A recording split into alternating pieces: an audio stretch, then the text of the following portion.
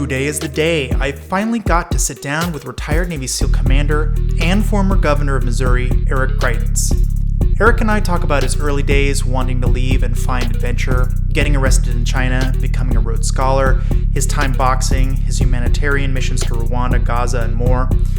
We also discuss how he pivoted into the Navy, passing the daunting SEAL Buds training, commanding a Mark V Special Operations craft, his nonprofit organization, The Mission Continues, how he eventually ran for and won the Missouri governorship, and the associated controversy and public shaming he endured. Last but not least, we discussed his incredible books, philosophy, and the importance of purpose. So please sit back and enjoy this really interesting conversation with Eric Greitens. But I do need you to sign all of these. I hope you brought like a bunch of pens, because I will make sure that we sign all of the books for you before we go. That's very handleable. It's funny. I kind of stopped collecting books like a long time ago, and then I was like, I got to get rid of. I have so many books. Like, what am I doing with all these books? I'm dragging them around from place to place. I'm like, yes. Why? I'm like never going to read these again. But like, the only ones I kept, that's why my library is so small right now, is only the ones that were signed. And so I'm like, you know what? I should probably just get people to sign them so I won't throw them away. It's a good strategy. That's fair. Yeah, That's fair. I feel like it's a strategy anyway. Yeah. Because otherwise I'm like, why do I have these again? I have like 18 copies of this thing because it keeps giving. Everyone's like, oh, you should read this book. I'm like, I got like so many copies. Hundreds. Yes. Why am I keeping them? So, I have read your books now, and I've learned a lot about you in the process, and I feel like it would actually be fun just to kind of start from the beginning. Sure. Because I remember one of your stories was about kind of early on when you were like a kid, and you're like, I felt like I was missing out on interesting times. Like, yeah. What did you mean by that, and what was that sensation like looking around at history books and going, wow, it was so different and more interesting back then, and your suburban lifestyle, and you're kind of insulated. Like, what was the sensation there? Look, I was a kid growing up in the suburbs of St. Louis, Missouri, and I remember going to Thornhill Library, which is the local library, and there's a Dewey Decimal System back then.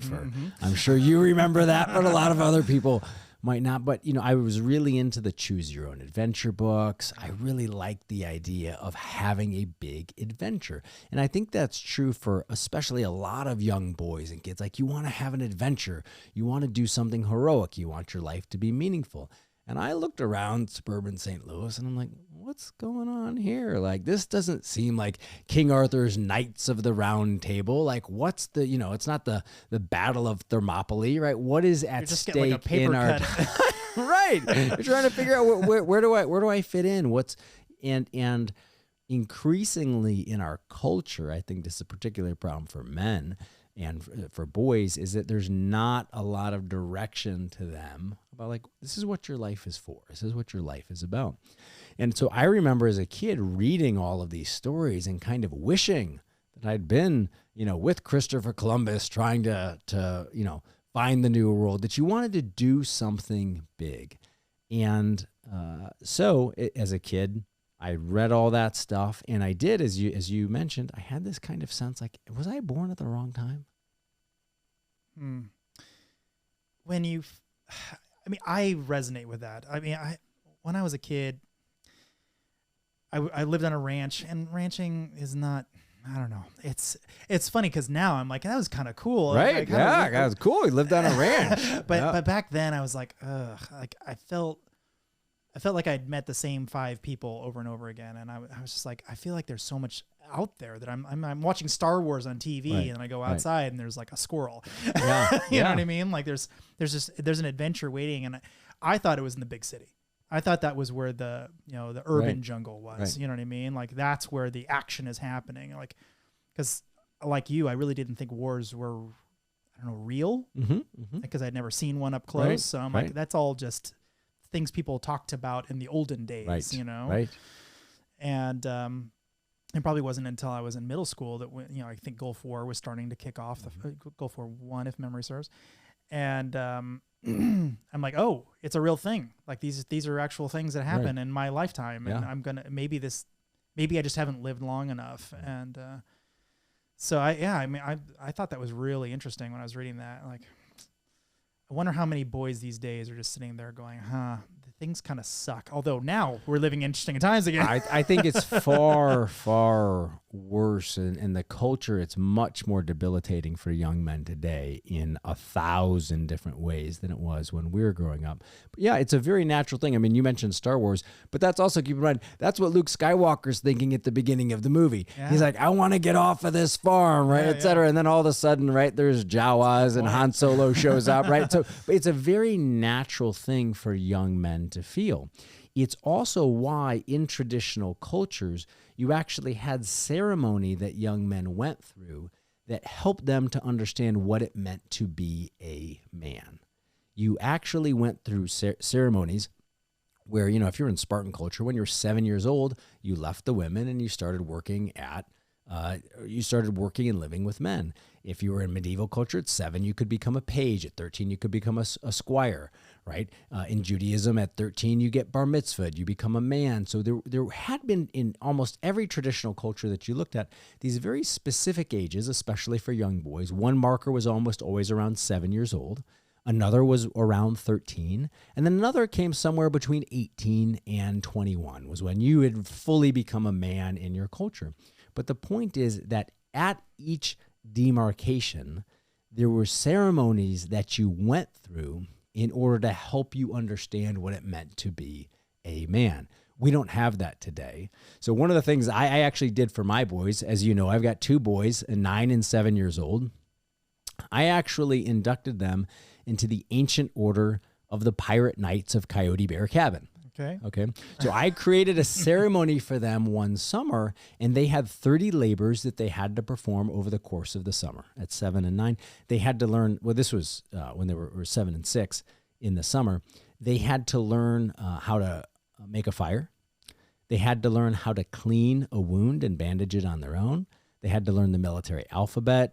I dropped them off 1 mile from the house. They had to make it back on their own. They had to learn how to use a map, et cetera, et cetera. There are all these things that I made them learn how to do. And then at the end of the summer, there was a ceremony where they actually received an axe and they become pages in the ancient order of the Pirate Knights of Coyote Bear Cabin. Sure. So that was something that I created and obviously had a lot of input from other men in my life and from Poppy, their grandfather, who participated in this as well. But the point is, all of those things are actually really important for young men so that they get a sense, okay, well, this is what it means to be a man. I learn how to use my strength in this way. I learn how to use my strength to be of service. I learn self-control. I learn discipline. Mm-hmm. Yeah, absolutely. So eventually you went on to become an academic, sort of. I mean, you were, and I think one of my favorite parts of that story was I was kind of half expecting you to say, well, this sucks, I'm out. Because you're like, school isn't for me, it's not going anywhere. And like, there isn't an adventure at the end of this rainbow, so screw it, I'm out. I got to go find my own adventure or something. But that's not what happened. You're like, well, I guess it's academia. And you actually went down the path. You actually became a Rhodes Scholar. Like that's not just like a little academia. That's like a whole other level. So what was the thinking there? Well, you know, one of the things that was cool was that I was very fortunate. Before I went to college, I had never been outside of the United States of America. I'd just never been out of the country before. We went to the Holodome in Hannibal, Missouri. That was a big adventure. But besides that, we really, it's just not something that was part of my childhood. So I wanted to go overseas. And my first trip overseas was actually a real adventure. I was very fortunate. I went to Duke University.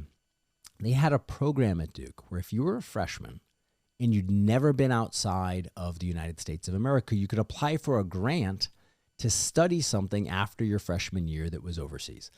So I had an uncle who had once been to China on a trip to study something for a broom factory. Okay. That was the basis for this thinking. And I thought, well, look, if I want to go somewhere, you put your finger on St. Louis, Missouri on one side of the globe. The other side of the globe is China. I thought, let's go as far as we can go. Sure. So I put in a application to study joint ventures in political economy in China. Now, I want to remind everybody, this was 1993. It was a China that was much closer to Tiananmen Square than it is to the China that we think of today. This was a China when I went there where almost everyone was still riding bicycles around Beijing. And it was just at the beginning of when foreign companies were starting to invest and create joint ventures in China. So I went to study this. And I ended up having an incredible adventure, which, as you know from having read the books, I ended up getting arrested in China for teaching. As one will. as can happen, getting arrested in China for teaching about the Constitution and human rights when I was 19 years old. So I ended up having this incredible adventure, as you know, later in college, was in Bosnia and Rwanda and Bolivia. So I was very fortunate in that I found a way to both study and to study philosophy and questions about what does it mean to live a meaningful life that I found really engaging, and at the same time be engaged in practices, whether that was boxing in college or China, Bosnia, Rwanda, that felt very active to me at the same time. Yeah, you mentioned philosophy throughout, I think, really all of your books, in some way or another.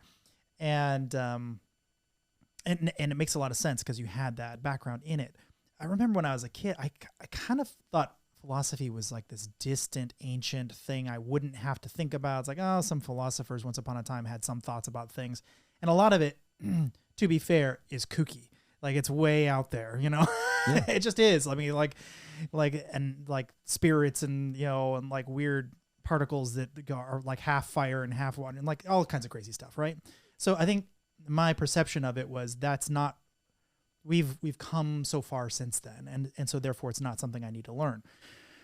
As I become an adult and I'm kind of revisiting this old ancient knowledge and, kind of looking at ranches like, oh, wow, that's pretty cool to have lived on a ranch, not appreciating that all when I was a child. I think it's neat to see your writing in particular, but in general, this kind of, reimagining or resurgence of these old things that have just been sort of lost to time. Like, we just don't talk about them. I don't remember a single time, any time in my between, let's see, when I was born to maybe into my 30s, that I heard anyone talking like longingly about philosophy in any way at all, other than outside of academia, which I had no interest in whatsoever. So, like, what do you think the role of philosophy in general in society is?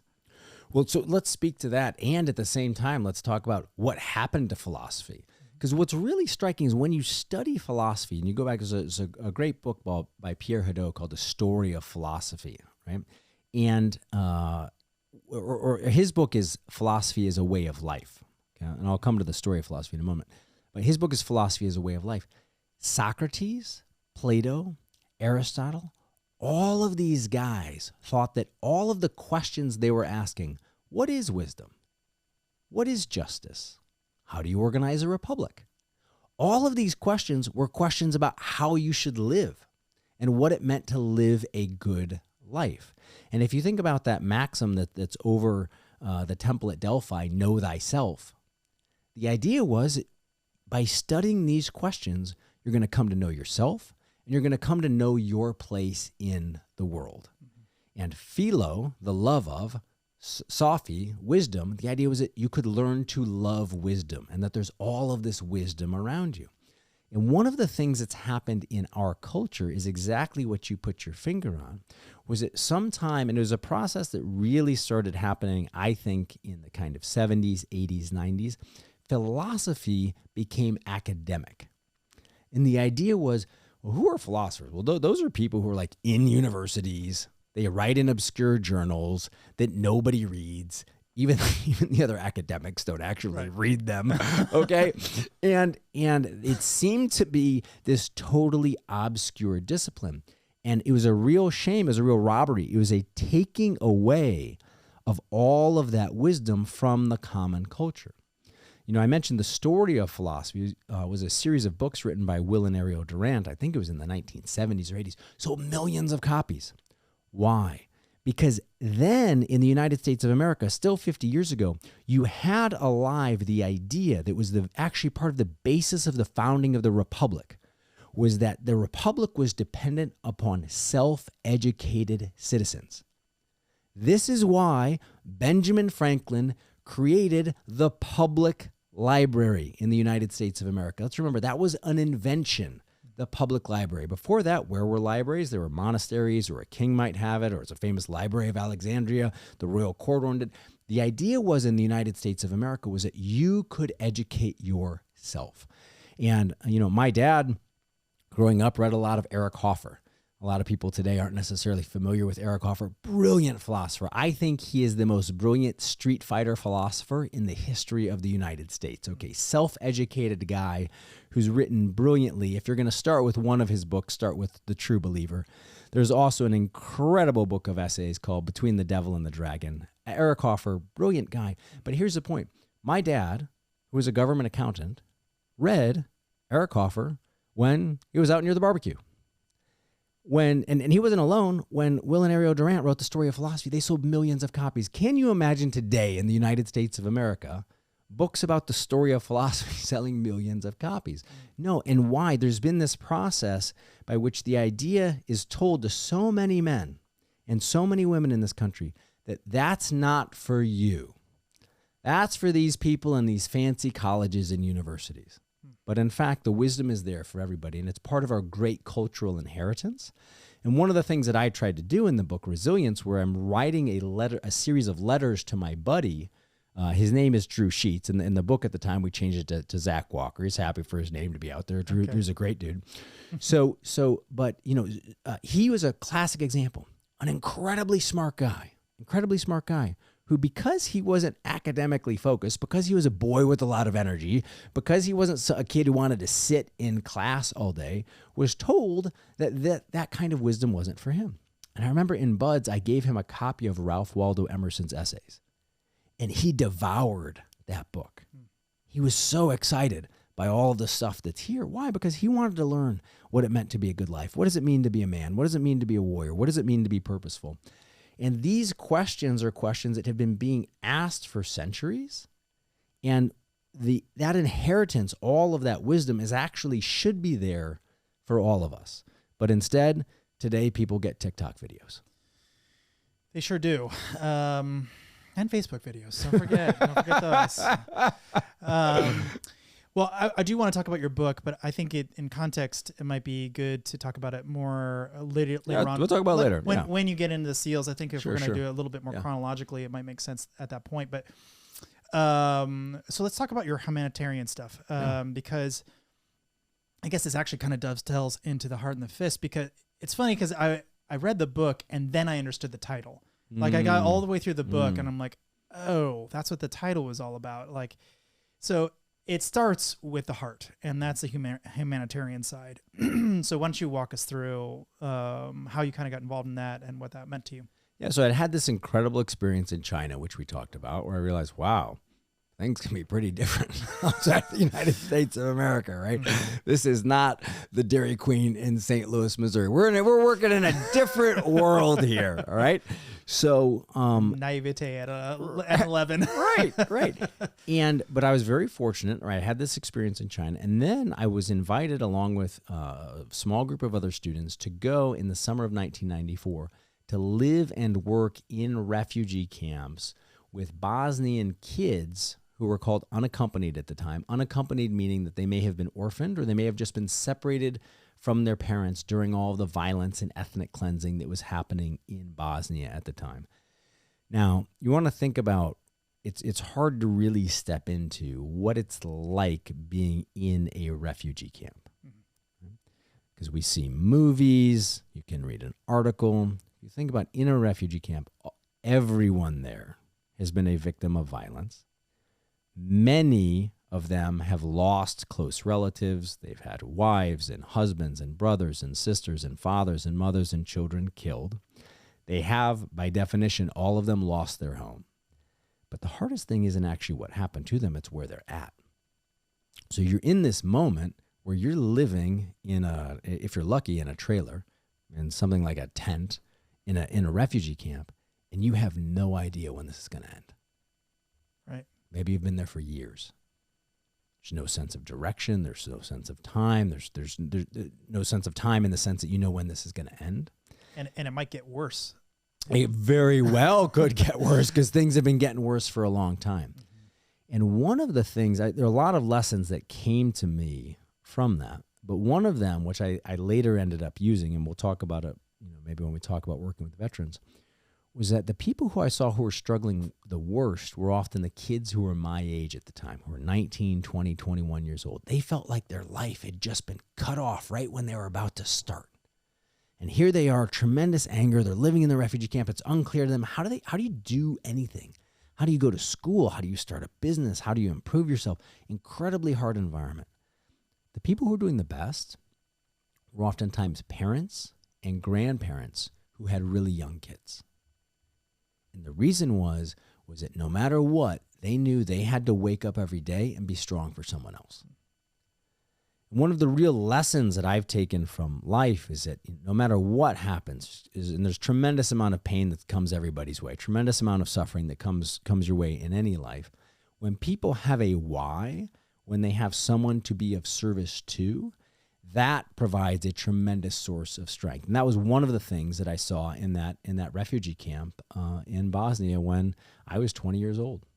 I can't remember which camp it was, but I remember you describing, I think it was quite a bit later. There was like a group of women who were kind of like eyeballing you and kind of sizing you up, and you kind of had to, I don't know, charm them in a different language in a way. And I could feel how uncomfortable you were when you were writing those words. Like, woof. It's not like these people were a real threat to you or anything, but the amount of, incredulity or whatever, like what the fuck are you doing here, kid? Like you just came off your high horse to come down and help us. Like, who the hell are you, kind of thing. Right. And so it's not even like you're getting the benefit of the doubt. Like, I'm here to help. It's like, oh great, help's here. It's like, who the fuck are you? And like, you're going to be gone in a month anyway. Like, right. You're not, right. You're useless here. What are you doing? Yeah, and let's also keep in mind, and this is one of the things that I wrote about ultimately I wrote my dissertation on how international humanitarian organizations work with kids in war zones. Sometimes, and this is as true overseas as it is at home, sometimes people with really good and really pure intentions can actually do harm if you don't do your work thoughtfully. Right? We see this at home, like just giving people stuff does not normally help them a lot. If you really love somebody and you really care about them, you really have to pay attention to what's actually working in their lives. So not only was there maybe some, skepticism, but it's also well-founded skepticism, because a lot of times people who are coming in, and there's, people who've done studies on this, right? There's so many examples, and I can talk about one of them from Rwanda. But for example, it's very popular to send food aid into places, right? Well, what happens when you dump, tens of millions of dollars of food aid on a place? Well, obviously it destroys the local economy and sends all of the local farmers out of business, because now nobody's paying to buy their food. So unless you're really thoughtful about how you help, you can actually do some harm. Amazing. Yeah, I remember you mentioned at some points the difference between just dropping, pallets of cash versus, helping build buildings or schools, or I think maybe one of the examples you brought was pay for teachers to teach. Actually investing in people. Mm-hmm. If you really want to help, the best investment that you can make is in people. How are you actually helping them to become smarter, stronger, better? One of the things that I saw that happened in Rwanda, so you remember after the genocide in Rwanda, it was a massive refugee camp in Goma, Zaire. So you think about this 1.2 million refugees living in what is essentially a volcanic plain in Goma, Zaire. This is a classic example of what happened. It's a complex situation. Well, the international community agreed, well, let's help kids. Now, so what they started doing was they started setting up centers for unaccompanied and orphaned children. Well, what happens? They send in food, they send in clothing, they send in shelter, they have activities, all of this for kids who are, quote, orphaned. Well, you're in this incredibly difficult situation in the refugee camp, and a lot of people are taking care of their kids. They might be taking care of a neighbor's kids. They might be taking care of a friend's kids or their brothers or sisters' kids, and they've got 6 or 7 kids, and then they look at, well, at this place, if you claim to be orphaned, you get all this stuff. So they sent some of their kids to the camp. Well, UNICEF ended up producing these numbers that said something like out of 1.2 million refugees that there were hundreds of thousands of unaccompanied children. Now, I had looked back as part of my dissertation and looked at the history of warfare and unaccompanied children. It is incredibly rare that young kids actually end up completely on their own. Right. Why? Because you know this. If something happened to you, right, then somebody would step in and help take care of your kids. The neighbor, at least. It's very, very rare. Yeah. It is very rare that kids are completely on their own. Right. But the international humanitarian community, again, perhaps with great intentions, had set up this system which actually incentivized parents to send their kids away and put them into a center for unaccompanied children, where, so who's drawn to work with kids in a center like that? Well, sometimes incredibly humanitarian, well-intentioned people, and you also get pedophiles, and you also get people who want to farm these kids out to foster them out in the camp to work, and kids are taken advantage of, kids are abused. So that was just one example that I saw of how if you really want to help people, if you really care about them, you have to think about really investing in them. Because what ended up turning that situation around, what got the kids out of the camp, was when the aid organizations actually went to the families and said, what do you need to take care of your kid? Oh, you need a tarp. Oh, you need a cooking kettle. Oh, you need this. And then actually supporting them so that they could take care of their own children. And that lesson, unfortunately, continues to repeat it over and over and over again in lots of areas of life. So what would you, looking back in your own time there, do you think what the missions that you were attached to were doing anything positive, or was it a wash? I think for sure. I had a great mentor who was leading this work in Rwanda and Goma, Zaire, and he was the guy who was essentially turning that situation around, getting kids back out of these centers for unaccompanied children and getting them back to their families and their caretakers. I think that was really how did you get started on that path? I mean, what was the light bulb going on? Well, one of the things. So the light bulb, just to be clear, like the light bulb was other people. All right, this was not me walking in seeing this immediately as a 21-year-old kid. Yeah, of course. But I walked in and there were some other people who'd seen it, and what you saw is that like once you figured it out, it was one of those things like once you see it, it becomes pretty obvious. Right? It's actually like not that hard to interrogate a 7-year-old. Okay, so they walk into the Center for Unaccompanied Children and they say, tie him up and start waterboarding him. No. The kid says, oh, I'm orphaned. I need to stay here. And then the person who's there says, oh, I'm very sorry that happened. Where's your mother now? And they say, oh, well, she's waiting for me outside to make sure that I get in. Okay, well, and then somebody goes outside and actually talks to the mom and says, listen, you don't need to send them here. If you need help and support, right, there's help and support that is available for you, and you can actually keep your own kids, which is what's best for them and best for everybody. Yeah, understood. Yeah, as I was reading that section, I'm like, geez, I just wonder how many of these missions have just ended in catastrophe over the long. I mean, not maybe at that moment. Maybe they are giving some help at the moment, but eventually they pull funding. And are they really leaving a vacuum? Are they leaving these people better off than when they found them? Are they leaving them in a situation where now they don't have farmers, as you said? I mean, there's all kinds. You have to take, if you're gonna, and this is true in any human situation. It's true if you're talking to a buddy who is on the verge of suicide. It's true if you're trying to alleviate poverty here at home. It's true if you're working in an international humanitarian situation abroad. Any situation where human beings are in a desperate condition, you have to be very thoughtful and very clear about how you're going to help. And it is not good to simply assume that your good intentions are going to make things better. In fact, what you really need to do is ask yourself, what's really going to help this person? What has helped other people in similar situations? What is proven to work? We have lots of evidence around that, but a lot of times people want to just assume that because they've got good intentions, they're going to be helpful. And sometimes, in fact, when people are in desperate situations, you do the wrong thing and you can actually hurt somebody who's in a desperate situation, which is not what anybody wants to do. Right. So another thing that you did later on, but I think it might be useful to tie it in right here, is the Mission Continues nonprofit, 501(c), I think. So once you talk about that, I realize we're jumping ahead a little bit, but I think it's useful to talk about in this humanitarian landscape. Yeah, well, look, the humanitarian lessons, you're exactly right, informed a lot of the work that I ended up doing here at home with wounded and disabled veterans. So maybe first I'll just do the very quick backstory of the Mission Continues, from how that emerged from my service in Iraq, and then how we use the lessons. So I think it was March 27th, 2008. I was on a patrol in Fallujah. It was me, some U.S. Marines, Iraqi Army, and fairly eventful patrol. But the point is, we came home, we slept that night. The next morning, I think it was March 28th, we woke up to what is called in the military a complex attack.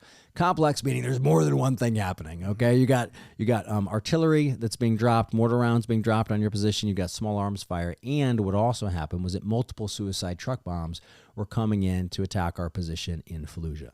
One of those went off right outside of the building where I had been sleeping. And what they were doing at the time is that they were loading the suicide car bombs and truck bombs with chlorine. And the intention was both to kill people with the explosion and then also to create injuries and casualties with the chlorine. When the suicide truck bomb went off, I made it out the other side of the building along with some other guys. And when I did, I kind of got down, I fell down, I was on my hands and knees, just kind of coughing and choking and spitting all of the chlorine out. And I also saw that I had blood on my uniform. And one of the things that we're trained to know is that, and you and many of your listeners know, is that a lot of times a surge of adrenaline will actually mask the pain of an injury. You can be really injured and not feel it. But I look down, you see this blood, like, okay, there's something going on. So I'm checking myself. And eventually I realized it's not my blood. It was the blood of my buddy Joel, who was just a couple feet away from me. So I grabbed my rifle. I went to the top of the building that morning to provide cover while the Casevac came in and actually got the rest of the guys out to the Fallujah Surgical Hospital. Eventually, the corpsman comes to me and is like, hey, sir, you need to go. You need to go too. So I was in the last Humvee to go to the hospital. Before I left, I turned to this guy, Travis Mannion, who was a Marine who had been the first guy to come to help me, who was on the top of the roof that day. So I said to Travis, I'm like, hey, man, you got it? And he's like, yeah, I got your back, sir. And so I ran down, jumped in the Humvee, went to the hospital. Now, a couple of threads of the story, one of them is that was the last thing I ever heard from Travis Mannion, because he ended up giving his life a couple of days later to defend his fellow Marines in Iraq. And my buddy Joel was very fortunate that he had a severe head injury. He was flown back to the United States, but he survived, and he was able to continue serving in the United States Marine Corps. Joel had a hilarious sense of humor. Just one quick aside. I remember he told me, he's like, yeah, I'm meeting with all these doctors and they're trying to figure out if I have PTSD or if I'm crazy. He said, the problem is I was crazy before they hit me with the suicide truck bomb. So they don't know what the baseline is here. So, great dude. But the point is I come home, right. And I meet with Joel, I see Travis's family. And I also went to Bethesda, to the Naval Hospital, to visit with some recently returned wounded and disabled Marines and sailors, and they actually had some soldiers and airmen at Bethesda as well. And you talk with these young men and women, and you ask them, what do you want to do when you recover? And they all say to you, I want to go back to my unit. That's not going to happen for a lot of those guys. Yeah. The harsh reality was a lot of those dudes were not going to go back to their unit, right? One guy lost an arm, another dude had a bullet through the neck. Like, they're not going back to their unit. But what I saw was happening, very similar to what happened in the refugee camps. You think about this. Okay, you're a 25-year-old sergeant in the United States Marine Corps. You're in Afghanistan. You have the flag of the uniform. You have the flag of the United States on your uniform. You got your crew. You have a mission. You've got a sense of purpose. You know what you are doing every single day. And then bang, you're injured and you're waking up and all of a sudden, people are treating you like a charity case. Hey, do you want some free baseball tickets?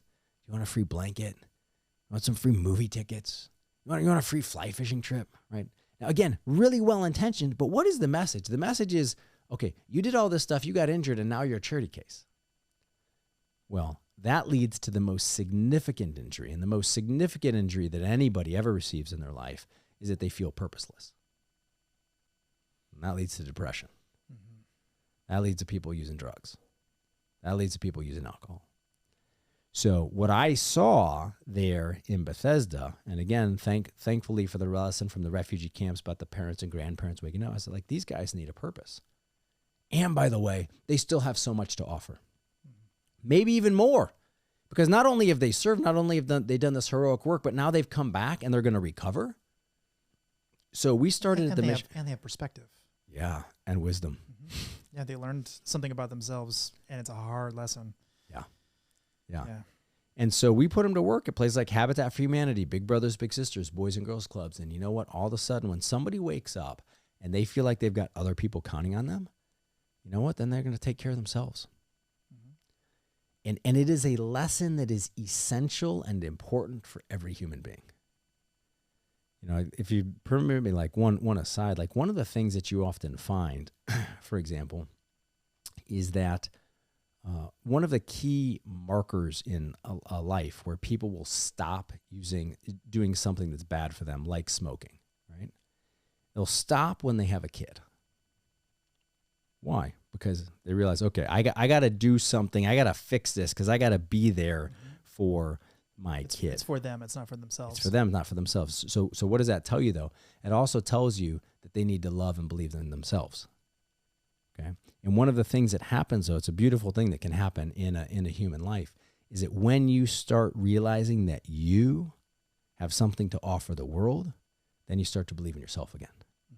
So these dudes who might have lost a limb, lost eyesight, lost hearing, had traumatic brain injury, they didn't feel like they could still be of service. They would stop believing in themselves. And that's why, you ask yourself, like why are people, why do people commit suicide? Why do they spend an entire day inside their house watching TV? Right? Why are people destroying themselves? Well, they don't believe in themselves. They don't believe that they have something to offer. What we offered them was not charity, but a way to rebuild that sense of purpose.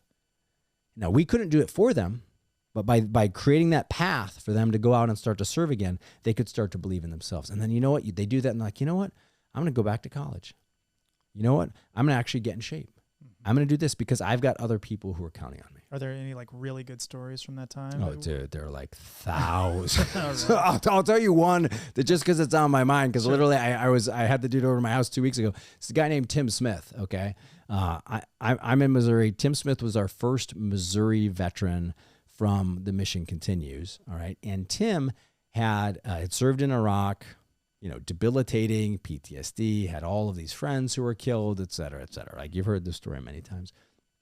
He also, as a kid, had been at a Boys and Girls Club where he really learned how to play basketball, and he was a good basketball player. And that had kind of been his path out and into the military.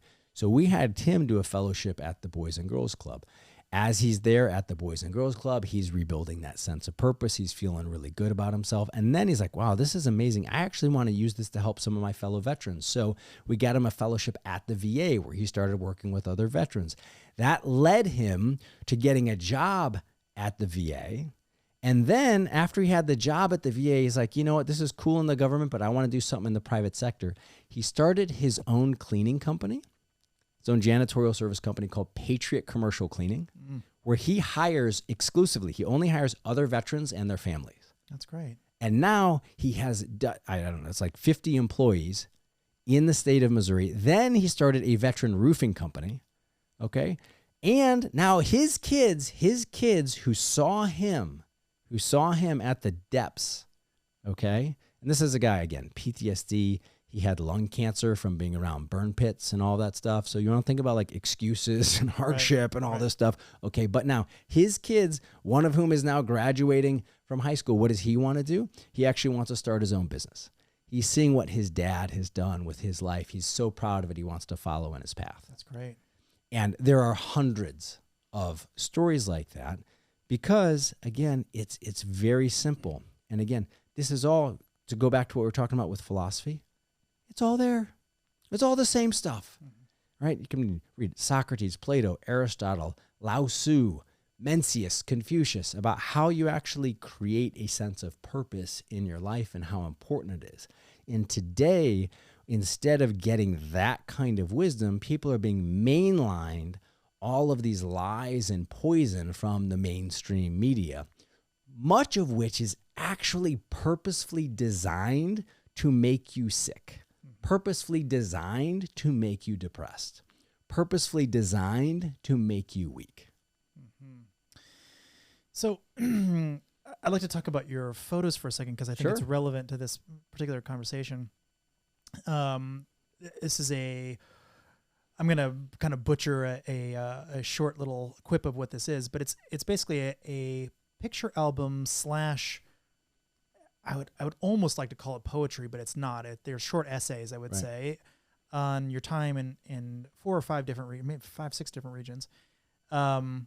But the reason I bring it up in this context is there was one picture that really just got burned into my brain the second I saw it, which is a picture, it was in Gaza, of a kid, and in the background there's a what's called a swastika, not a swastika, it's the opposite, it's turned the opposite direction. And that said so much to me in one photo. It's like, well, first of all, there's a lot of ignorance about what a swastika is. But secondly, here's a kid who is totally innocent and has no idea what's going on. And, you know, I couldn't tell exactly how old he is, call him 4 or 5 or something.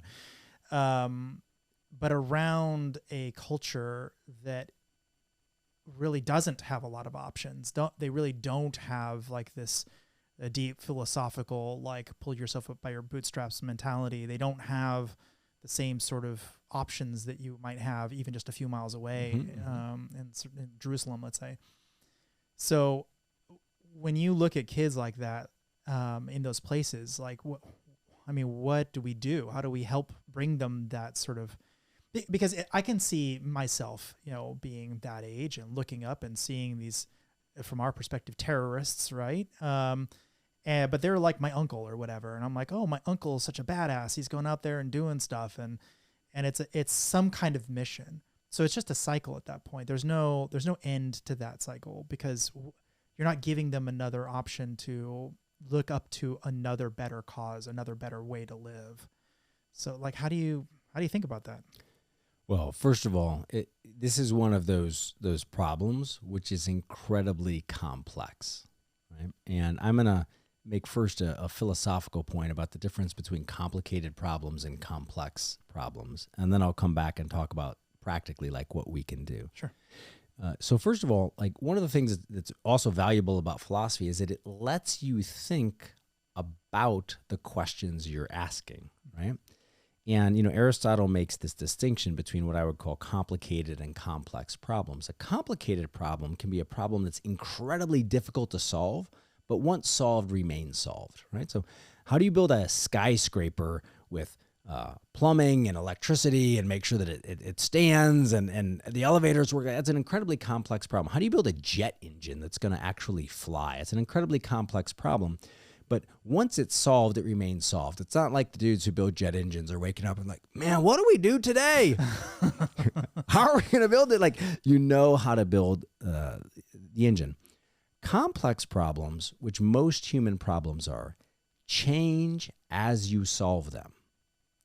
As you take action on the problem, it actually changes. So, and the classic example of this is in sports, right? So you're like, well, what is the right pitch to throw?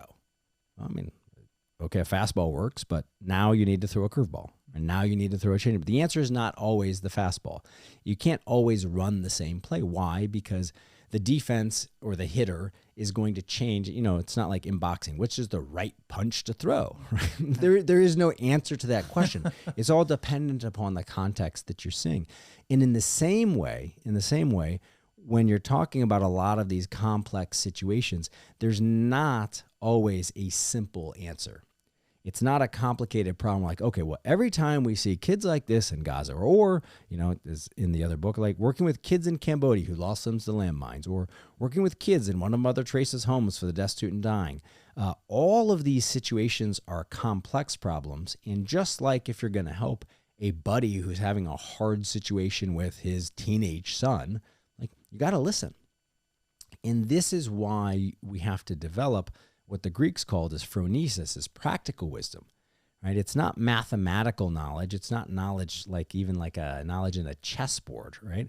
What you're really trying to do is to figure out how do you have practical wisdom, which is the wisdom to figure out not what's the right thing to do, because sometimes it's not like an exact right answer, but what are some of the best things that I might do as a human being in this situation?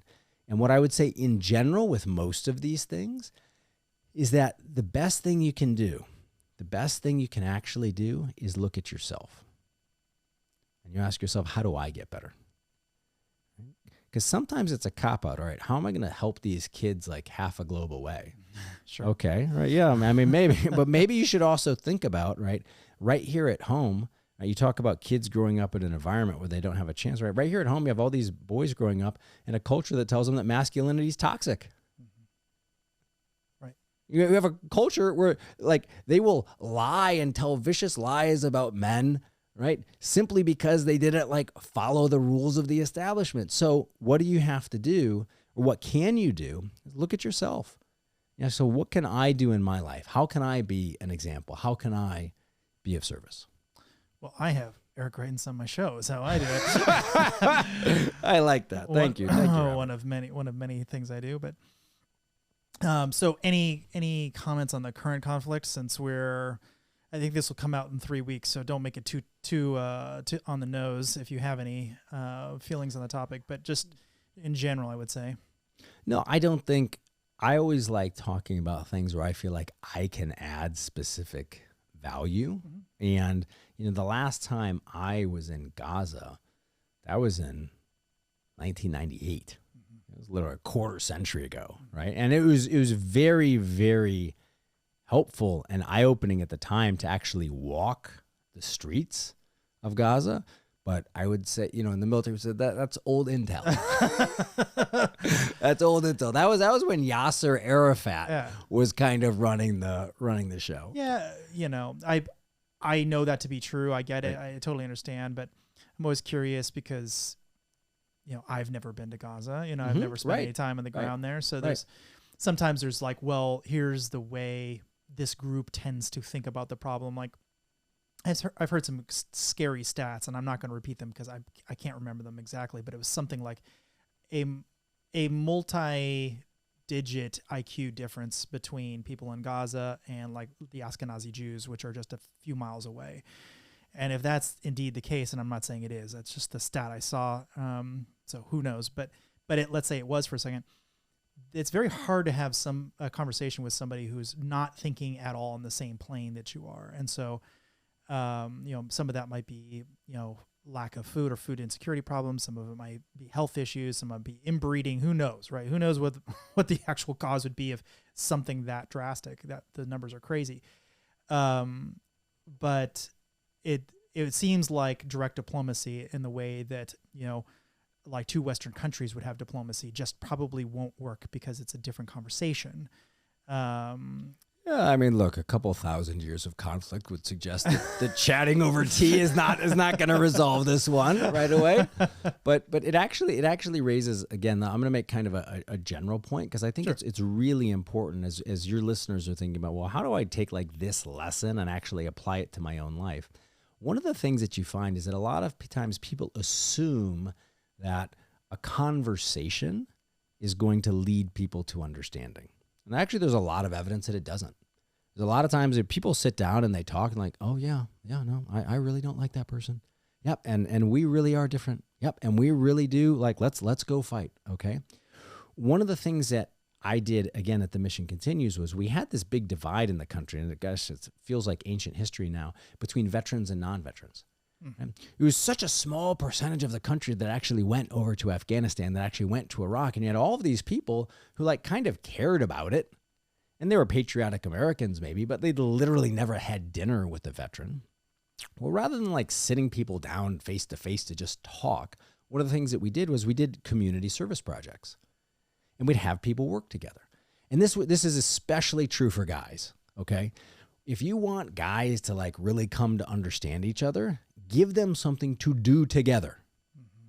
Make them actually go work together on a project, and they will come and understand each other better and emerge with respect and common understanding, et cetera, et cetera. You want to get the people working together. So we would bring hundreds of people together, and we'd do these big projects where we'd transform, say, a park, and we'd build picnic benches and do landscaping and do painting and build up a baseball field. And we just brought hundreds of people in, because what happened was then the guy who's lost a leg in Iraq is working next to the guy who's, managing a shop in Tulsa. And at the end of the day, they realize, that they don't have as much dividing them as they might have thought. You kind of bridge what we called at the time the civil military divide.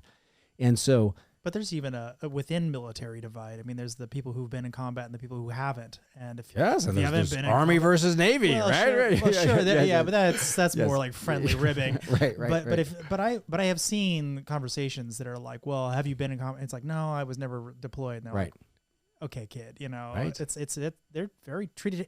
And there's also a difference between vets and people who are active.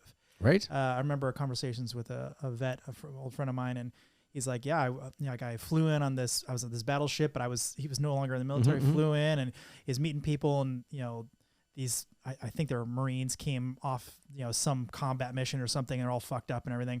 And he wanted to like shake their hands, and like sort of the commanding officer sort of like shake everyone's hand, and they're just like, who the fuck is this guy? He's like, I'm a vet.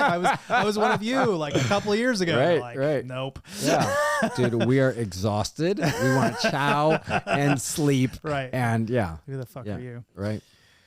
All right, so let's talk a little bit about some of the martial arts and stuff you did, like boxing and taekwondo, and you mentioned one that I didn't catch. Hojutsu. Hojutsu, the art of shooting. Yeah, which I've never heard of. You think I would have actually, and then also you do like a lot of running now. Which is not in your books, but you do like high level track and field, high level running. So what got you kind of down that path? So I had been, as a kid, I played sports, right? Played baseball, played soccer in high school, kind of stuff. But I had always wanted, like I was saying, I wanted to do intense stuff, And my maternal grandfather had grown up boxing in Chicago during the Depression. And he later served in World War II in the Army. And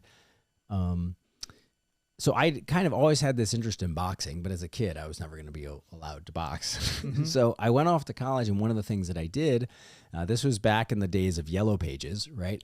I looked up if there was a Durham boxing gym, and I ended up, long story short, training in the Durham boxing gym every night my sophomore, junior, and senior years. So I ended up having this really cool education it took, where I'd be, studying Aristotle or reading Milton during the day. And then in the afternoon, I went down to this gym. I'm the only white guy, the only college student, and built tremendous friendships and relationships with my trainer, training partners, and obviously other dudes who were in the gym. And that was kind of my introduction to combat sports. Now I was and there in North Carolina, I just did some minor Golden Glove stuff. But wait, one quick point about that. Yes. I think his name's Earl. Earl, yeah. There was this one quote that I actually had to stop I was listening to audio. I had to stop it and just start laughing because it was something like you were running around the track. He was making you run around the track a whole bunch, and so he would run like back and forth and back and forth. Except for if there was a pretty girl around, and then he would stop and get totally derailed, and then. But we kept running, yeah. But then you kept running. But the best quote was something like, they made the mistake of thinking that he was like innocent or benign. Thinking he was harmless because he was in his mid-60s. And here comes Earl. I remember he had his real men pray hat on, and he had this thing. He as a kid they used to call him Bebop. He had this walk which he still had in his 60s, and he's just kind of bopping, and he'd walk up and just start chatting. Just start chatting, right? And it sounds like he was pretty impactful. Oh man. I mean, you think about people who really changed the course of your life. Mm-hmm. Earl Blair, like, really changed the course of my life. And it's one of those relationships where the lessons sink in so deep that they're in your marrow, right? They're just like, they become part of you. And I was so fortunate to spend literally every early afternoon and late afternoon and early evening of my life in college there in this boxing gym, learning from Earl. It was really incredible. Mm. So you eventually went on to do martial arts, like traditional martial arts, I would say. Yeah. So I was fortunate when I went to Oxford. It turned out, so Oxford actually had a boxing team. Yeah. Right. So at Oxford, they had a boxing team. In England at the time, I don't know what the case is now, but in England at the time, it was still very much a case that a lot of kids in their they called them public schools, especially in their private schools, actually boxed as a high school activity. And every year there was an Oxford versus Cambridge boxing match where thousands of people would come out. Best moments, best nights of my life were fighting in that Oxford-Cambridge match. And they had a BUSA. BUSA is the British University Sports Association. It's kind of like the American NCAA. So they had a BUSA national championship, and my very small claim to extraordinarily minor boxing fame was that I was a national champion in the BUSA national championship. So I was able to take everything that Earl had taught me and then actually use it overseas for Oxford, and it was fun. Yeah, and I remember reading at some point something like a lot of those guys wanted to have like a 3-martini lunch and kind of show up late, and they're like not completely no discipline, but I mean, not Earl discipline. Yeah. Look, the reason why, when I was there, Oxford was on, I believe, I was years 12 and 13. It was like a 12 or 13 year winning streak. The reason was really simple. We had a coach, his name was Henry Dean. And he coached in the afternoons, and I did all of our boxing stuff, but so did Cambridge. The difference was, I think it was every Tuesday, Thursday, and Saturday morning, we showed up at this place called Headington Hill. And we ran a vicious set of hills. The first hill was probably 4.5 minutes, and then the next hill was like 5.5 minutes, and then we came inside. I still remember the workout to this day. And then we ran 3, basically 2.5 to 3 minute loops of hills. Then we had another 12 to 15 short, intense sprints, and we're competing against everybody else on the team in every single one of those sprints. And what it ended up being the difference was, your listeners might know, amateur boxing tends to be 3 rounds. Okay, so it's a 3-round fight. And we were not necessarily the most skilled or the best boxers, but guaranteed we're in the best shape. Mm-hmm. Better cardio. Better cardio. And when it really comes down, people also don't realize like how exhausting it is to box. Especially when you're getting hit, okay? People like, they work out is one thing, and then like they put on the gloves, they hit the heavy band, like, oh, wow, this is really hard, right? And you do that for 2 minutes, that's really hard. If you do that for 2 minutes while someone else is actually punching you in the stomach and the head, it's pretty exhausting, right? So it's an incredibly exhausting sport, incredibly demanding. And also you're missing a lot of shots too, so it's not right? like you're actually hitting a bag, you're just swinging and missing a lot of times. You might be swinging, you might be missing and then getting hit. Like this it is a brutal, violent, difficult, hard, demanding sport, and we simply had more in the tank. And what Henry Dean would say every day when we were out there, he would slip it in at some point. This is when you are bent over, sucking air, right? After the second of the 3-minute sprint, and you got to do another one, and then there's another 12 that's going to come. And he would just say, Cambridge is sleeping right now. And we won both of those years. There were 9 fights total in the weight classes. Both of those years, we won 5-4. Mm-hmm. That was the difference. Guaranteed, Headington Hill was the difference. Right. Interesting.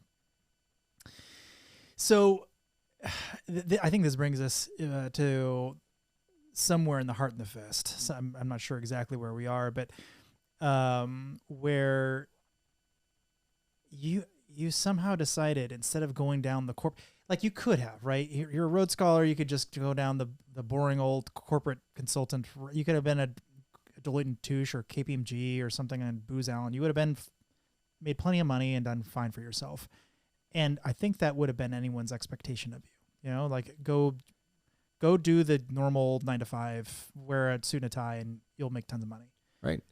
Yeah, I was 26. Well, so I actually did as I was finishing my PhD one summer, I actually did 12 or 13 weeks with McKinsey & Company. There you go. In London. And it was a cool assignment. I actually worked for the British Ministry of Defense. Okay, so yeah, I'm finishing. I'm a Rhodes Scholar with a PhD, and they offered me an insane amount of money to come and work there. And it's cool. You get to live in London. You get to do interesting projects. And it would have been, I can't remember exactly what it was at the time, but the amount of money they were offering me at 26 was some massive multiple of how much my dad had made every year. It was like, 7-10 times his annual salary in one year. And I was very fortunate because of the experiences that I'd had boxing, because of the experiences I had in the refugee camps, because of the experiences that I had as that kid in Thornhill Library, thinking like, man, I don't know how many chances we got here. Like, we got one life. And I knew enough even then, I was an old man for the military because I was 26, right? But young man now. But I knew enough to know I did not want to regret not joining. And so, yeah, I made this decision at 26 that I was going to take all of that stuff and, not throw it away, but bank it, right? Sure. Bank it and go and join the U.S. Navy and go to officer candidate school. And okay, so I have to know a little bit about the recruitment process, because you're not like the normal dude walking in on the street at all. Like, right. This is just not what you typically see. So were they just like, are you sure you're in the right place, or what? Like, what was their reaction? Like, well, I'm obviously in Oxford. Like, there are no U.S. military recruiters there, right? Sure, so I reached out, via, I don't know if it was like the early website. I can't remember exactly, but I reached out to somebody, and it turned out that actually there were 2 Navy SEALs stationed in London. Turned out to be great dudes. One of whom is still a good friend who I'm in touch with. So I went down to these guys and I said, hey, this is what I want to do. And they were very generous with their time. And they gave me, applying to be a Navy SEAL then, I don't know what it's like now, it was essentially like applying to college. Like, here's your transcripts and here's your activities and here's whatever. And like, you got to swim 500 yards and you got to run a mile and a half in boots and pants and do push-ups and pull-ups. So they administered all of those tests and did my officer interviews. Right there in London. Oh. Yeah. Oh, wow. Yeah. I came down to London. I think it was in Hyde Park. I did my run. And they had me doing the swim in, some little community pool. And they were really kind to me, very grateful to them still to this day. And they put everything together for me. And then I put in the application. But weren't they like, what the fuck are you doing here? Oh, yeah. Everyone was, Robert. Everyone. Literally everyone. I was like, no, what are you doing again? Why? Why are you doing this? Like, you could be doing this other thing here. Yeah. But why are you doing this? And I think that there were a couple of reasons. I mean, one was that one of the conclusions I had also come to doing the humanitarian work was that if you really cared about people, not only did you need to bring the kind of intelligence and energy we were talking about, but you also have to be willing to protect them.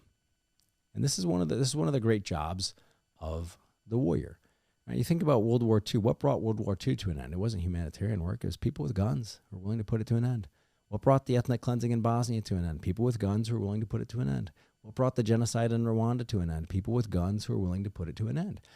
And you realize, like, if you really want to help people, you also have to be willing to protect them. You got to be willing to be strong for them. So that was kind of, that I learned that philosophically. Plus, I was 26. I think at the time the age cutoff was like 27 or 28. And I still had a 17-year-old desire to jump out of planes and blow things up and do all of those, cool things. As I said, both of my grandfathers had served during World War II. I think I had this sense that this was an important thing for a man to do in his life. So all of those things kind of led me down that path. And then I was particularly interested in the SEAL teams because I felt like, look, if I'm going to do this, like let's do it. And the SEAL team training had a reputation for being the hardest military training in the world. Mm-hmm. So I was like, all right, well, let's do that one. Let's sign up.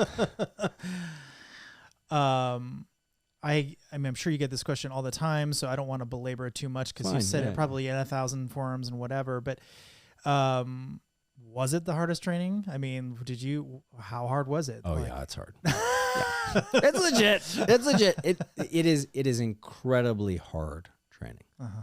Incredibly hard training. There's a reason why it has that reputation. I think it is a well-deserved reputation. I mean, in our class, we started with over 220 people, and we graduated with like 20-something originals.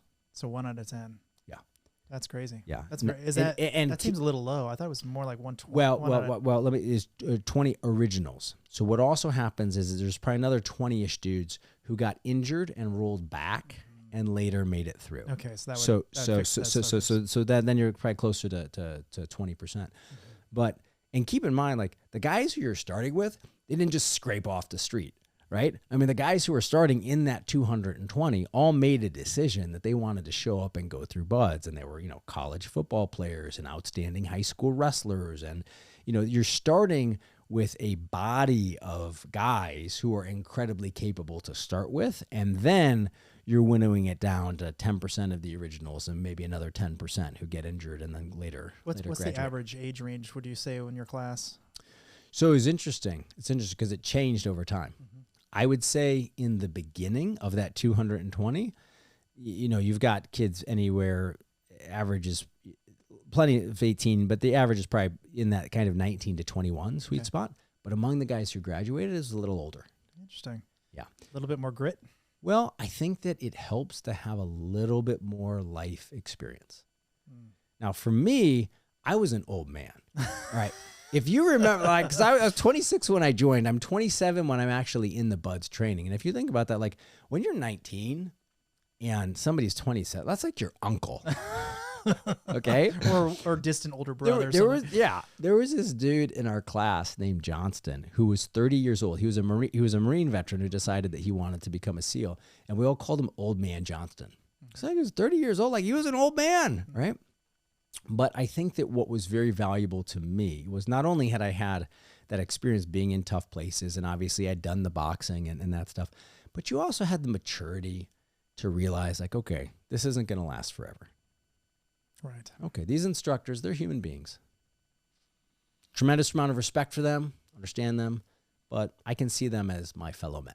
Mm-hmm. And I've done a lot of other hard things in my life, and I can make it through this.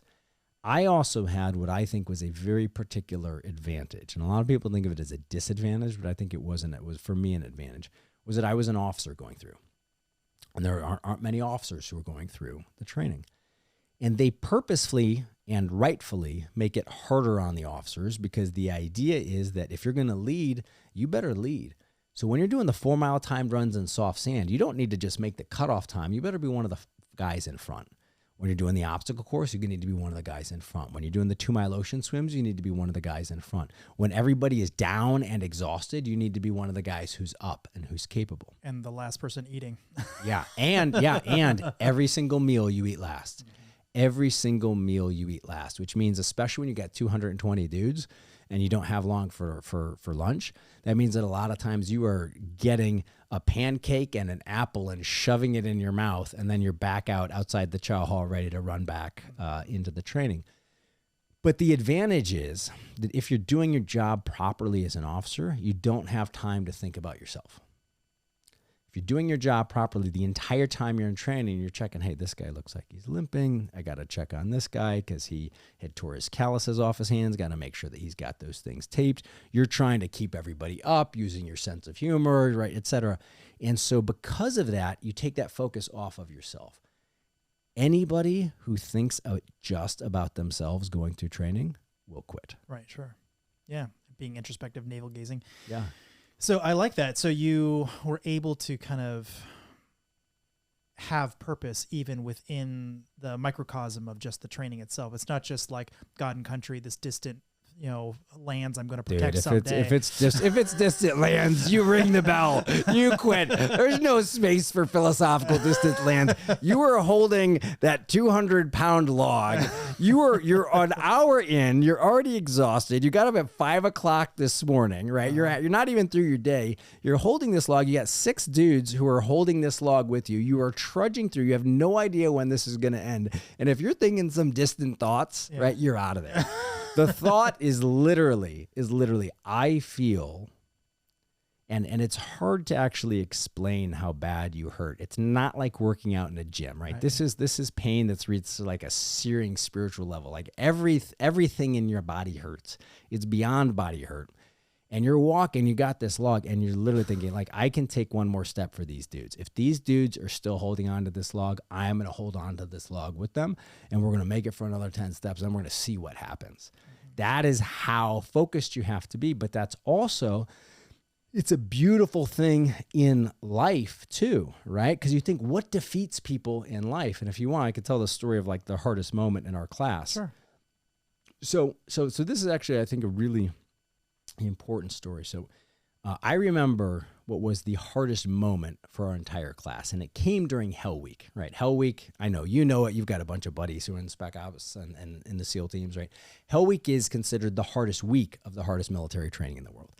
And I remember what was for our class the hardest moment of the hardest week of the hardest military training in the world. And that moment came on the second night of Hell Week, okay? So a lot of your listeners know Hell Week is a week of continuous military training where the average class sleeps anywhere from 2.5 to 3 hours over the course of the entire week of training. And what happens is, they wake you up in like late afternoon, early evening of the first night, and you've got artillery simulators going off in blanks, and you're in the ocean, and then you're doing push-ups, and then you're running down the beach. Just complete exhausted chaos and mayhem. But it's kind of cool. Like, you're in Hell Week, and like, man, here we are. We're in Hell Week. This is awesome. Let's jam, okay? And you're incredibly fit. You're in great shape. You've been thinking about this as a challenge of your life, and your adrenaline carries everybody through the first night. But you don't smile out on the outside. Otherwise, they're going to do more push-ups. Yeah, sometimes. So sometimes it's fun it was actually fun to be like, all right, bring it. Yeah, bring it. We got it. Yeah, we're smiling. We're having fun out here, right? So we're playing this. We're playing these games and having fun, and so you make it through the first night, and then you're making it through the next day. Like, okay, it's cool. Hey, we got this, right? Now keep in mind, it's a whole week of training. But by the time you get to the beginning of the second night, you've now been awake for more than 24 hours. So, your listeners can imagine, like, how do you feel after you've been awake for 24 hours? Like, your head's spinning. You feel terrible. Yeah. And that's when you've just been hanging out. You feel awful. Okay. When you've been carrying these logs up and down the beach and running the obstacle course, right? Freezing. And you're freezing. You're in and out of the ocean, which is, 50, 60 degrees. And they're leaving you in there for half an hour and then yanking you out and putting you back in. That's how you've spent that 24 hours that you've been awake for. And keep in mind, you haven't even started. You're at the beginning of the second night. Mm-hmm. So what they did at the beginning of the second night was that they took the class out and they lined everybody up on the berm, right? It was a big, big sand berm on the beach to watch as the sun was setting. And as the sun was going down, they came out and they got on their bullhorns. And they also brought out the bell. As a lot of people know, it's kind of famous. If you want to quit in SEAL team training, you run over and you ring the bell 3 times. That means that you've quit. So what they did is they've got the whole class lined up. They've got the bullhorns out. We're all watching the sunset. And then they started talking to everyone like, gentlemen, say goodnight to the sun.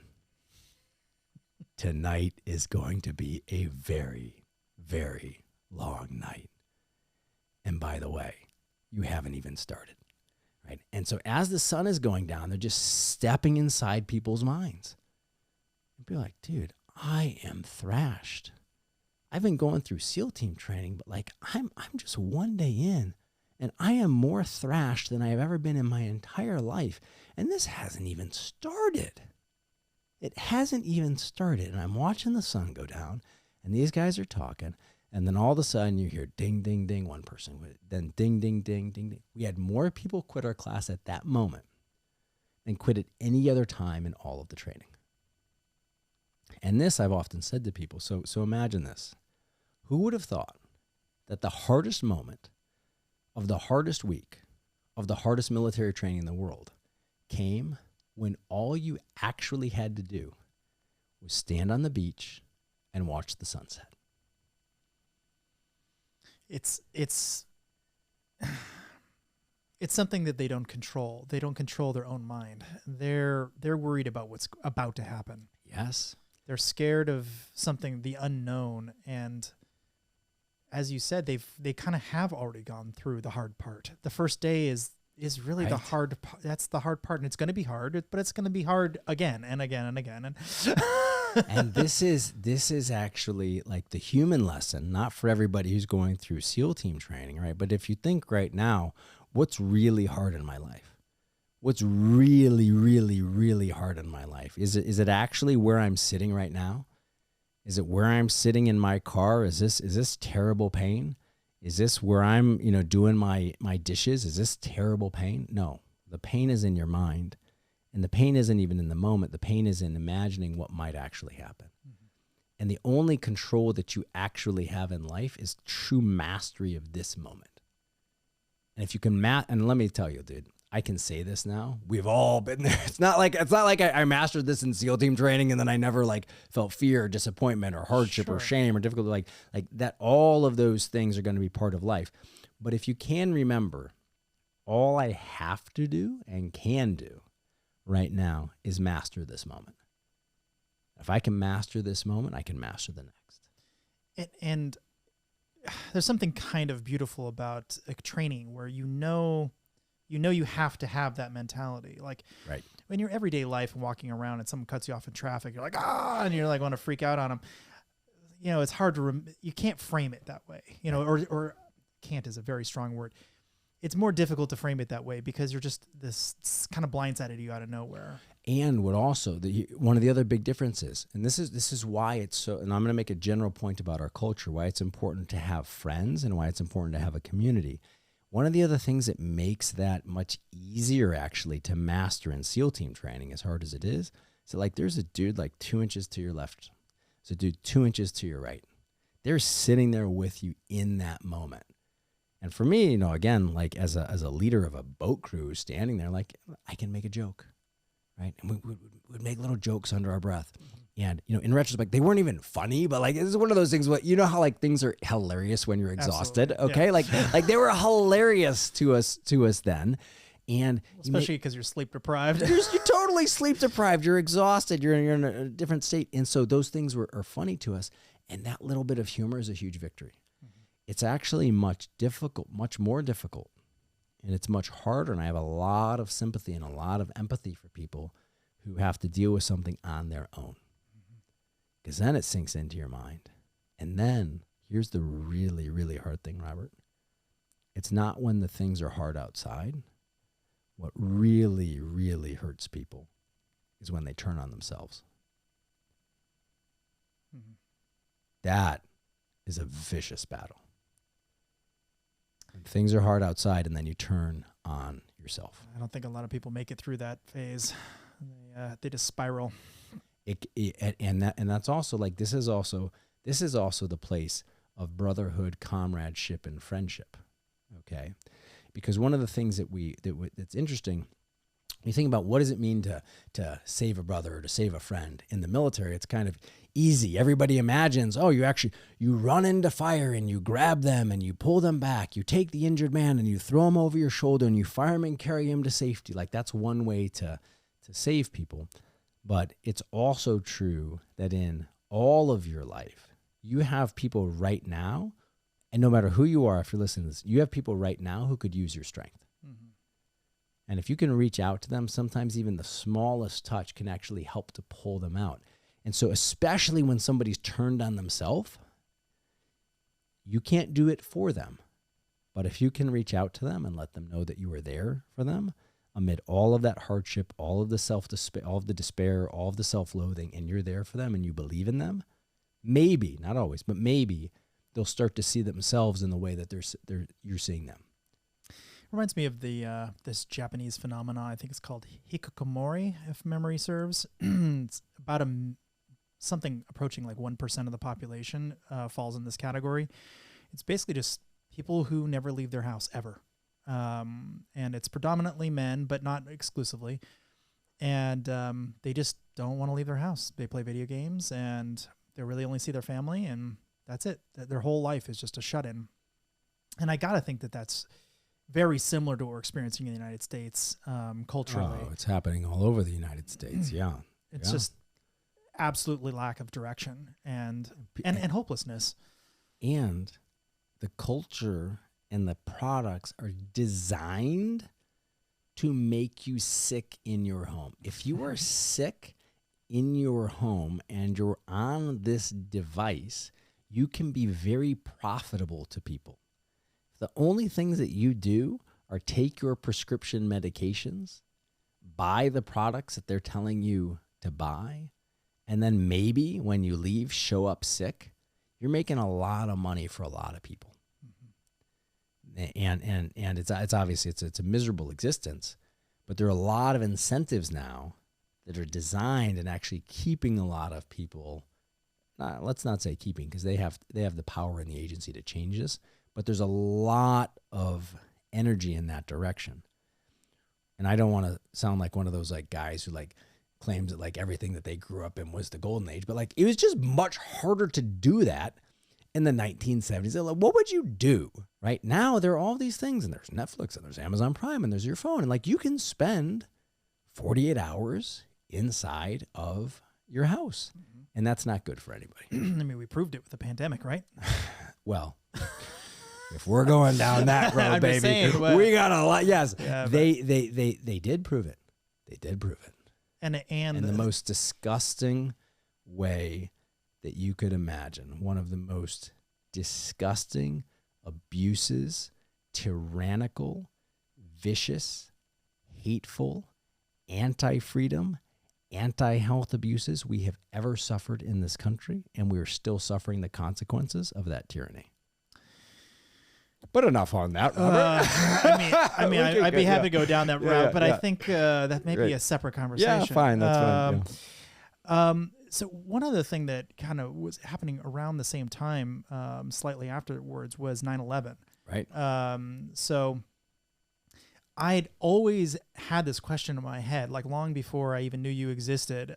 I wonder what would training have been like? Would they have accelerated it for people? Would they just said, look, let's just drop some standards for a while to get some operators going because we're about to head off to war? Like what was the mood like internally, and what was training like? Yeah. So number of reflections on that. First, I'll just tell you the story of when we found out. Like we were doing a 2-mile ocean swim that morning. Keep in mind we're on the West Coast, right? So it's earlier. We're doing a 2-mile ocean swim. We came out of the ocean, and I remember some dude came running down the beach, and he's like, "A plane hit a building." I'm like, whatever. Like we got things to do, man. We gotta go to chow, right? So we come out and we basically get dressed, and then we run over to the chow hall. And by the time we got there are people gathered around the TVs. And obviously, this was a massive event. It's very hard to go back and remember how little we knew then, how little people knew about Afghanistan. Mm-hmm. People couldn't have found it on the map. How little people knew about Islam.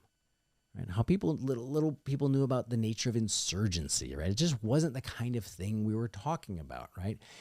Keep in mind, we'd won the Cold War at the end of the 1980s, and then we briefly had the Gulf War, and then over the course of the 1990s, you had Bosnia, you had Somalia, you had Kosovo, you had a couple of these little skirmishes, but we were a nation that was at peace in a unipolar world. There were no competitors to the United States of America at that time. And we knew almost nothing. And keep in mind, our instructors, right? If our instructors were like really cool veterans, like they were dudes who'd been in the Gulf War. Or maybe there weren't that many dudes who did stuff in Bosnia. And Somalia was mostly a Delta operation, but there were a couple dudes who'd been around. Like those were the stories, right? So it's not even like we had a bunch of combat veteran instructors at the time. So everything had changed. One of the things that was cool about being there, and this is one of the places where you realize like these, SEALs are just built differently, is that like all of these guys said, and not in a way of like bravado or, machismo. They truly, truly felt like, God, man, I wish I'd been on one of those planes. Mm-hmm. And that's why they were here. That's why we were here. And I think fairly soon it became clear that like, wow, our class is going to war. We are going to war. Now, they didn't change anything in the training at the time because we didn't know anything. Like, what are we going to change it to?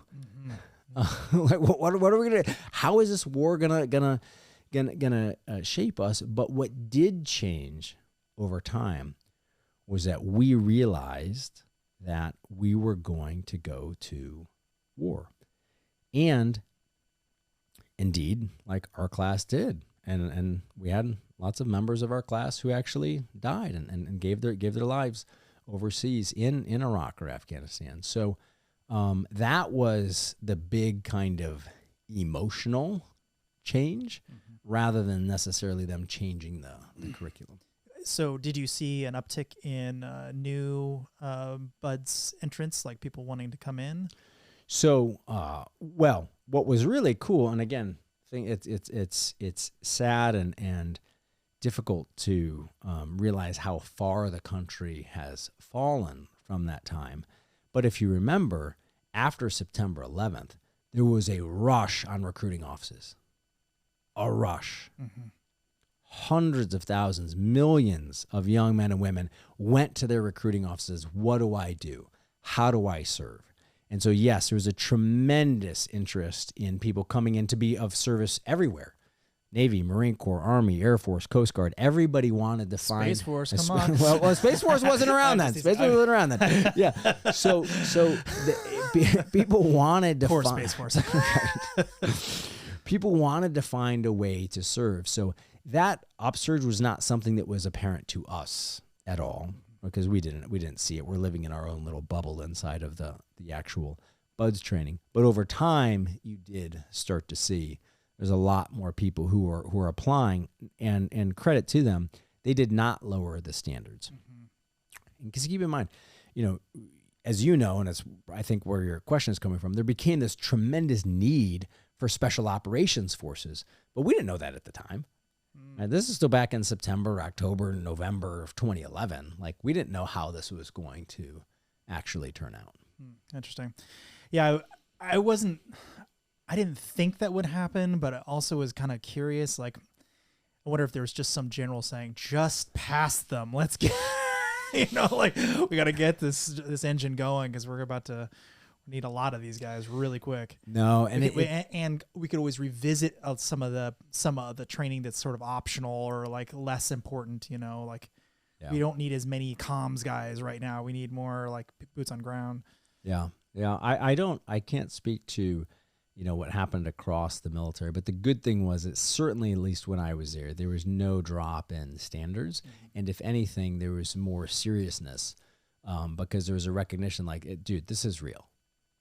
The things that we are teaching you right now in third phase and land warfare, the things that we're teaching you in SEAL qualification training, like, you're going to use these things maybe soon. Right. And you better take this seriously because this could be your life or your buddy's life. Your buddy's life, yeah. Interesting. Okay, so you went on to do several things, or many things rather, but you also ran a boat crew, which I thought was kind of a cool story. Yeah. So, first of all, tell us about this craft, the Mark V. What is this thing? Dude, it's just like one of the most fun things you could ever imagine at the time. Okay, so think about, this is my job, right? This is one of my jobs. I was a commander of what was called a Mark V Special Operations Craft Detachment. A Mark V is a boat. It's about 82 feet long, goes super fast, does 50 knots, and has a bunch of guns and sensors on it. Yep. It's just bristling. I've got two, and in the detachment, there's two of these boats. Okay. And then there's about 20 dudes in the detachment, including some of the guys who are maintenance guys specifically for, you got your operators, and then you have your maintenance. How many people are on these things? You have 5 or 6. Okay. Yeah. It's not a big crew. It's not a big crew. And so my job was that we were going to do counterterrorism operations in Southeast Asia. And I have 2 of these boats, 20 dudes. And we started in Singapore. We ended up going into Malaysia, Thailand. We ended up bouncing all the way across Borneo and then operating in the southern Philippines. And the entire time, my closest boss was in Guam. It's just like was one of the coolest jobs you could have ever asked for. What happens if things go wrong? You're just kind of like out there in the middle of nowhere? Yeah. That's the deal. You're out there in the middle of nowhere. It's you and your team. And yeah, if things go really wrong, right? It's like, well, one of the boats is towing the other. That's it. That's why you have 2 boats. Yeah, exactly. Yeah. No, and that stuff happens. That stuff happens when you're dealing with, metal and engines in salt water for a long time. Like, as anybody who's a, boating person even knows, like, stuff breaks. Stuff breaks in the ocean, and it especially breaks when you're doing 50 knots and you're hopping on the waves and you're doing stuff at night and whatever. Like, things can break. But yeah, if there was a problem, like, you had to deal with it. It's funny because maybe it was just my friends growing up, but when we were always talking about SEALs, we always kind of thought of them as more like the Navy SEALs, the movie. It's mostly in cities or whatever, but a huge chunk of what you did was in the sea, obviously. Yeah. So I was always kind of curious, do you have to understand how basically every kind of boat works? Do they really kind of give you a tour of, like, here's what sailing boats and how they work? Because you might end up on a sailing boat at some point, or here's a cargo ship. You might end up on one of those one day, and you just kind of have to learn the. Not really. Okay. I mean, you gotta know your craft, and then if you are in a SEAL team that is doing called VBSS, Visit Board Search and Seizure, and you're kind of they did a lot of those operations in the 1990s when they were enforcing the oil embargo and things like that. If you're one of those guys, then yeah, eventually you need to get familiar with that craft. Or if, like, let's say you're doing intelligence operations off the coast of the Philippines and you have people who are in Filipino fishing boats, like, you better know how those little boats look and work, etc. But you basically end up learning whatever the thing is, rather than trying to teach you every boat. Well, I was thinking more about the reason that might be useful is you might end up on one of those boats accidentally, just swimming out, like you're trying to evade some capture or something. You might end up on some random boat. So you better know how it works, But that'd be a good thing, or you just make it up, What does this button do? What does this key do? Is there an accelerator here? Oh, it's a throttle. Okay, all right. Fair enough. All right, so. I think one other thing that came in the book that I thought was super interesting was the situation you were in where there was some drug controversy going around with some of the other, I guess, some SEALs, but also maybe some other groups of people. Right. So maybe you better just tell from there. You could tell. Yeah, look, it was a really hard and terrible situation. Was that it's an incredible community. Your number one job as an officer is to take care of the men who are under your command, right? And you got to get the mission done and take care of your people. And unfortunately, like, there was one officer who had lost his way, who was doing cocaine, doing other drugs. And then unfortunately, it sounds like what we later learned was actually selling it to some younger guys. And the real tragedy there, Robert, is that, the guys who he was selling it to or giving it to were never guys who would have went and done drugs. Right? But then they came and they saw, well, God, man, like that's a SEAL officer. He's been around. Like, that must be the cool thing to do. I guess that's what happens. And some of these guys were on their first deployment who ended up, falling under that influence. And it was tragic. And it's also the case that at the end of the day, like, you just can't have it. Like, you it sounds so simple, but like, you cannot do cocaine and then shoot a 50 caliber machine gun 1 foot away from somebody's head during close-up. Like, it's just those two things don't mix, obviously, right? So obviously, like, he had to be dealt with, and he had to be, he had to move on. And obviously years later, I also have, sympathy for him. He obviously was going through something that was incredibly, hard in his life, and I hope he's doing well. But that just was a decision that just couldn't be tolerated. You just could not have a leader who was doing that with other guys. Yeah, I thought your reaction was interesting because I forget, you were somewhere where it was another group who kind of alerted your team to it, but your reaction was, well, I guess we have to test everybody. Not just the couple of potential culprits, but just everybody. Make it simple. Right. Instead of like doing some crazy like witch hunt, like who said this, who did it, or whatever, like just look, all right, fine. Like everybody's going to take a urinalysis test. And if you're doing cocaine, adios. Right. Can't do that. Like if that's the choice that you're making, you're doing that instead of keeping yourself safe, healthy, fit, and capable and protecting your team, which is your mission and your duty, then like you can't be here. Right. I mean, it sounds really simple, but I would have done the witch hunt. Just my natural inclination, like I'll figure it out. But I think your answer was more elegant. Yeah, and look, the idea also is and was like in these situations, like how much time and energy are we gonna spend? Like this obviously was a tremendous sink of time and energy and whatever. Like how much it's just like anything in your life that takes you off mission. How much time, energy, emotional energy, psychological energy are we going to spend on this problem? Or are we going to figure out not maybe the perfect way, but like the best way we can to deal with it so that we can get back on our mission? I thought it was elegant. I like that answer. Yeah. So let's talk about resilience. Yeah. So of the books is by far my favorite. I really enjoyed this. In fact, I think I even told you like immediately after I read it, like I think I sent you a text or something. I'm like, dude, this is a great book. Thanks, man. Well, I read a lot of books or I listen to them, unfortunately, because I'm pretty dyslexic. So I have a lot of context for, I would say good writing, like, because everyone I read is, I would say on par or even above great. Like they're all great writers for the most part. And this was a really impressive book for many reasons. So how you wrote it, I just cannot wrap my head around the process of getting this book put together. Like, I know you said it was a bunch of letters, but I still can't picture taking those letters and somehow massaging them or whatever way you needed to do to turn this into a book. Like what?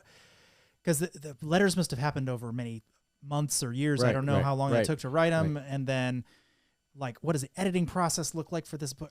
It's all very confusing to me. How did you write this book? And there are things that you said in the letter that were, because like when you're writing to somebody, you say one thing, but then for somebody to consume the letter in a book, right? If I made a point here about, I might have written them a letter. It's like identity, friendship, mentors, etc., are all packaged in one thing. But I want to make that into a lesson that you or another reader can carry. All right, we're going to take this piece on identity and this piece on identity, and we're going to package that all together into this lesson on identity for Zach, for Drew Sheets. That was, first I'll tell you, like, it was a lot of hard work, but it was also really fun. I bet. Yeah, I bet. It was really, really fun. I think it came through, actually. It was a dense read. Like, I kind of felt like I needed to reread it, if that makes sense. Yeah. And unfortunately, I don't recommend that people only listen to audio. Having done that, I recommend having the book next to you, so you can stop the book and go back and read it over, get highlight if you need to or whatever, because there's so many little like, ooh, I gotta back up. What does they say again? Oh, I gotta back up again. my favorite, I'll tell you, the most beautiful, my favorite thing as an author is when people bring me a copy and it has coffee stains on it and Post-it notes and underlines and 3 different pens because they went through it and whatever. And so it's actually meant, just like old or philosophical works were meant to be, it's meant to be something that you have and you keep. And also, this is one of the ideas behind philosophy, and I talk about this in the book, in the chapter on philosophy, was that, you think about one of the most famous philosophical books is Marcus Aurelius' Meditations. That is so funny you're saying that. First of all, I'm reading that right now. Secondly, this book reminds me a lot of that book. I mean, his quips are very short and not strung together coherently. And also it's very ancient language, but this reminds me a lot of that book. Well, and that's intentional, because what is Marcus Aurelius is doing in his meditations? Okay, if he was sitting here right now, if he just showed up and he said, Marcus, I want to talk to you about your book, he'd be like, what book? What book? You guys took that thing and you made it into a book? Like, this was his notes to himself, and it was a philosophical exercise, just like you and I would wake up, and people wake up and they pray or they do their push-ups or they work out. One of the philosophical exercises that he would do is he would write things down to remind himself of what he already knew. And this is a very important point about philosophy. People often think of philosophy because they think of it in this academic way. They think that it's something to read, understand, and put away. But in fact, reading philosophy, interacting with it, using it is meant to be a process just like eating good food, just like taking a shower. That, like, you don't get to say like, oh man, I had a great meal last week and I haven't had anything since. Dude, I showered last month. It was fantastic, right? The idea is that you have to, the way human beings are constructed, you need to have that constant infusion of quality wisdom, that is going to shape your everyday, which is why he's going through the exercise of reminding himself of things that he already knew and reflecting. And, and they're very real meditations. He's talking in meditations about, like, why are you bothered by the fact that dude's armpits stink? Like, he's the emperor of Rome. But he's like, how come that threw me off? Like, it's a very real book. It could have been written today. Yeah, and in the same way, what resilience is meant to do, and it's interesting, I recently, just in the last, I guess it was in the last week and a half, I went back and reread my own chapter on freedom. Okay, I wrote the book, but I needed to be reminded of things that are in it. That's the nature of philosophy. Well, I found it to be a fantastic read. Thanks, there's a lot of, and first of all, you're very well read, because there's a lot of individual quotes in there, and it's not just like you went to a quote database and found a quote or something. It's like strung together, like, here's why this is important. This is what they were talking about. This was what was happening at the time. Like, you've really weaved this all together. And I really, really enjoyed the book. And I just received this copy like 2 nights ago, so the few dents in it are my coffee stains, because I did not have the physical copy when I was listening to it. Ironically, I started with resilience. I kind of went backwards in time. I actually started the most recent and worked backwards, but I still think it's my favorite. Thanks, man. Yeah, it was. It is the most, I would say, of all of the books. It is because it was written as a way to be a gift to my friend. And hopefully it is a gift to anyone who is listening. And look, we all have different abilities and things that we're also not good at. I think one of the things that I am very fortunate that I would say is one of my gifts is being able to take something that sounds in theory like it's an abstract philosophical concept and tell it to my buddy, Drew Sheets, who has a high school education. No, dude, this is yours. This is actually what it means. And this is what it means for your life right now. And this is how it can be helpful and how you can put it into practice. Okay. So the audience has no idea what we're talking about with this Drew Sheets guy. Okay, So yeah. why don't you, like, what was the impetus to write it initially? Yeah. So very quick story. So I talked about 220 guys down to 21. All right. Drew Sheets is one of the guys who's in my buds class, and in a class of incredibly tough guys, Sheets is certainly one of the toughest. Okay. If you made people pick, like, oh, for sure, like, he is on everybody's top 3 list. Okay. He's a kid from a Northern California logging family, just tough, super smart, super capable guy. And the short story is, he goes through SEAL team training with me, graduates with me, goes to Afghanistan, comes home from his deployment, and basically ends up suffering from some post-traumatic stress disorder. I could go through all of the different things that happened, but Drew, who has never in his life done anything with moderation, starts drinking. Okay. And look, when SEALs go wrong, they can go really wrong, right? Because they've got a tremendous amount of capacity. So he's not working through a 6-pack or a 12-pack. He can crush a cooler in a weekend. Okay. Goes really wrong. And long story short, he ends up getting arrested. So my buddy, who'd come home from Afghanistan as the sort of Navy SEAL, war hero, dad. He'd bought a concrete pumper. He was an entrepreneur. He's a businessman. He's doing all this stuff. All of a sudden now, he is an unemployed alcoholic on disability who's looking at the prospect of his kids having to come visit him in jail. Mm-hmm. So we talked the night that he called me. And again, like, we were friends. And he's one of the kinds of buddies who, like, you check in with at Thanksgiving, you check in with at Christmas. It's not like we had always, been back and forth with each other. In fact, after buds, I think we'd only seen each other like once or twice before he called. But look, this is the nature of, like, when you suffer with people, like, you're there with them for your whole life. And like any dude who's like was in buds with me, and if like they call you, like, you pick up the phone. And I remember when I was driving and I saw his number come up, I was like, oof. Like, I actually, my first thought was, like, somebody in our class died. He's calling to tell me something. But then he told me what had happened to him. So I, wrote to him, and then he wrote back to me, and then I wrote to him, and we kind of went back and forth, sometimes with physical letters, sometimes with emails. And, like, eventually, like, this started to become a thing that we had, that there's actually, like, there's a book here. That's cool. Yeah. I thought it was great. Thanks, really man. Great. It actually kind of makes you the warrior poet. You know what I mean? Like, you have that rubber stamp now.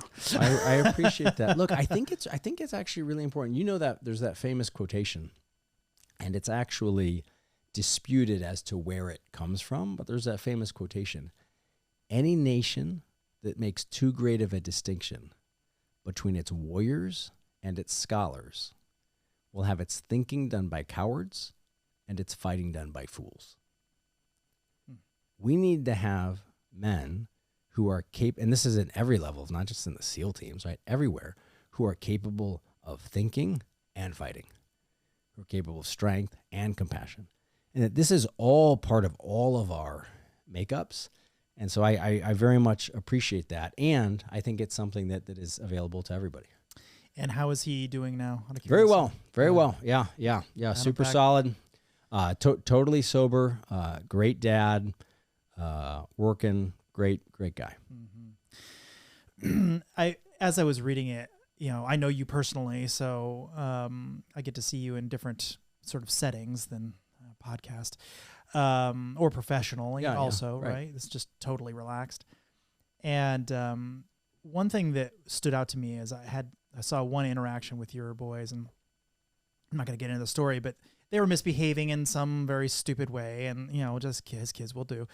And your reaction just kind of blew me away. You took your eldest aside, and you're like, better than to do this in front of your brother. Like, you're like admonishing him not for the misdeed, because that's obviously wrong. Like, they all know that's wrong. Right. That's bad, right? And there was some other kids there, and they also were involved. Yeah. they're all equally guilty of the task, of the thing, but he's extra guilty because he's the eldest and he needs to set a good, he needs to be the role model for his little brother. Right. And watching you do that, I was just like, wow, that is really remarkable to watch you think through that, because everyone's kind of like, how do you punish a kid? But I mean, it was a stupid thing, but also, you don't want to like ruin their whole day or week about the thing or whatever, but you also want to send them home with a real lesson, and the younger ones, like looking at the older one getting admonished, like, oof, like I don't, like I need to actually follow what's going on here, and I need to pay attention. I want to be that. And so I always thought that was really cool, but it kind of, as I was reading the book, I just kind of kept reminding me of that thing that happened. I'm like, that was really fun to watch. Well, let me pull out the concept that's underneath that. Sure. Right. And I'm not thinking about this conceptually in the moment. I'm like, dude, he just threw a ball off the 7-4 or whatever. Like, hey, they can't do that, boys. All right. So, but let me. You knew exactly what I was talking about. I knew exactly what you're talking about. But let me pull the concept out, because I think it's actually really, really, really. And one thing we've talked about, this is going to be the most important for everybody who's listening. So I'm gonna take kind of a step back from that moment, and then I'll bring it back to what's happening with the kids. The trap of our culture today is that it starts by asking you, how are you feeling? And it sounds like, well, how are you feeling? How are you doing? How are you feeling today? Right? And I ask people how they're feeling. It's a fine thing to ask. But the trap of the culture. Great, thanks. Yeah. The trap of the culture is that they ask, how are you feeling? And then the implicit assumption is, based on how you're feeling, you then take action. Well, what happens is that your actions become your identity. That becomes who you are. The things that you do become who you are. So the trap of the culture is to start by asking you how you're feeling, and then based on how you're feeling, and you could be feeling terrible, you could be feeling really bad, and then you're supposed to take action based on that, and that becomes who you are. And again, we talk about ancient philosophers, they disagreed with each other on a whole host of different issues, but almost all of them agree, and this is true in Western philosophy, it's true Mencius, Confucius, Lao Tzu, like, you start with who you are. The question is not, how are you feeling this morning? The question is, who are you? Who are you as a man? Who are you as a boy? Well, okay, I'm a leader. I'm an author. I'm a lover. I'm a warrior. I'm an adventurer. Who are you? And then if you answer that question, you then say, okay, well, what does such a man do? What does a warrior do? What does a leader do? And then you do that thing. And then what happens is that because you do that thing, you feel a certain way. You do 50 push-ups, you feel differently after than you did before. You do something kind, you feel differently after than you did before. In the same way you do something self-destructive, you feel differently after than you did before. The trap of the culture is to start with feeling. So what's actually happening there with Joshua is I'm reminding him, hey man, like, you're an older brother. You're an older brother. What does that mean? What does that mean to you? Because you're setting an example right now for him. And in a very positive way, I'm not talking about what he did wrong. I'm showing him. Which is obvious. He knows.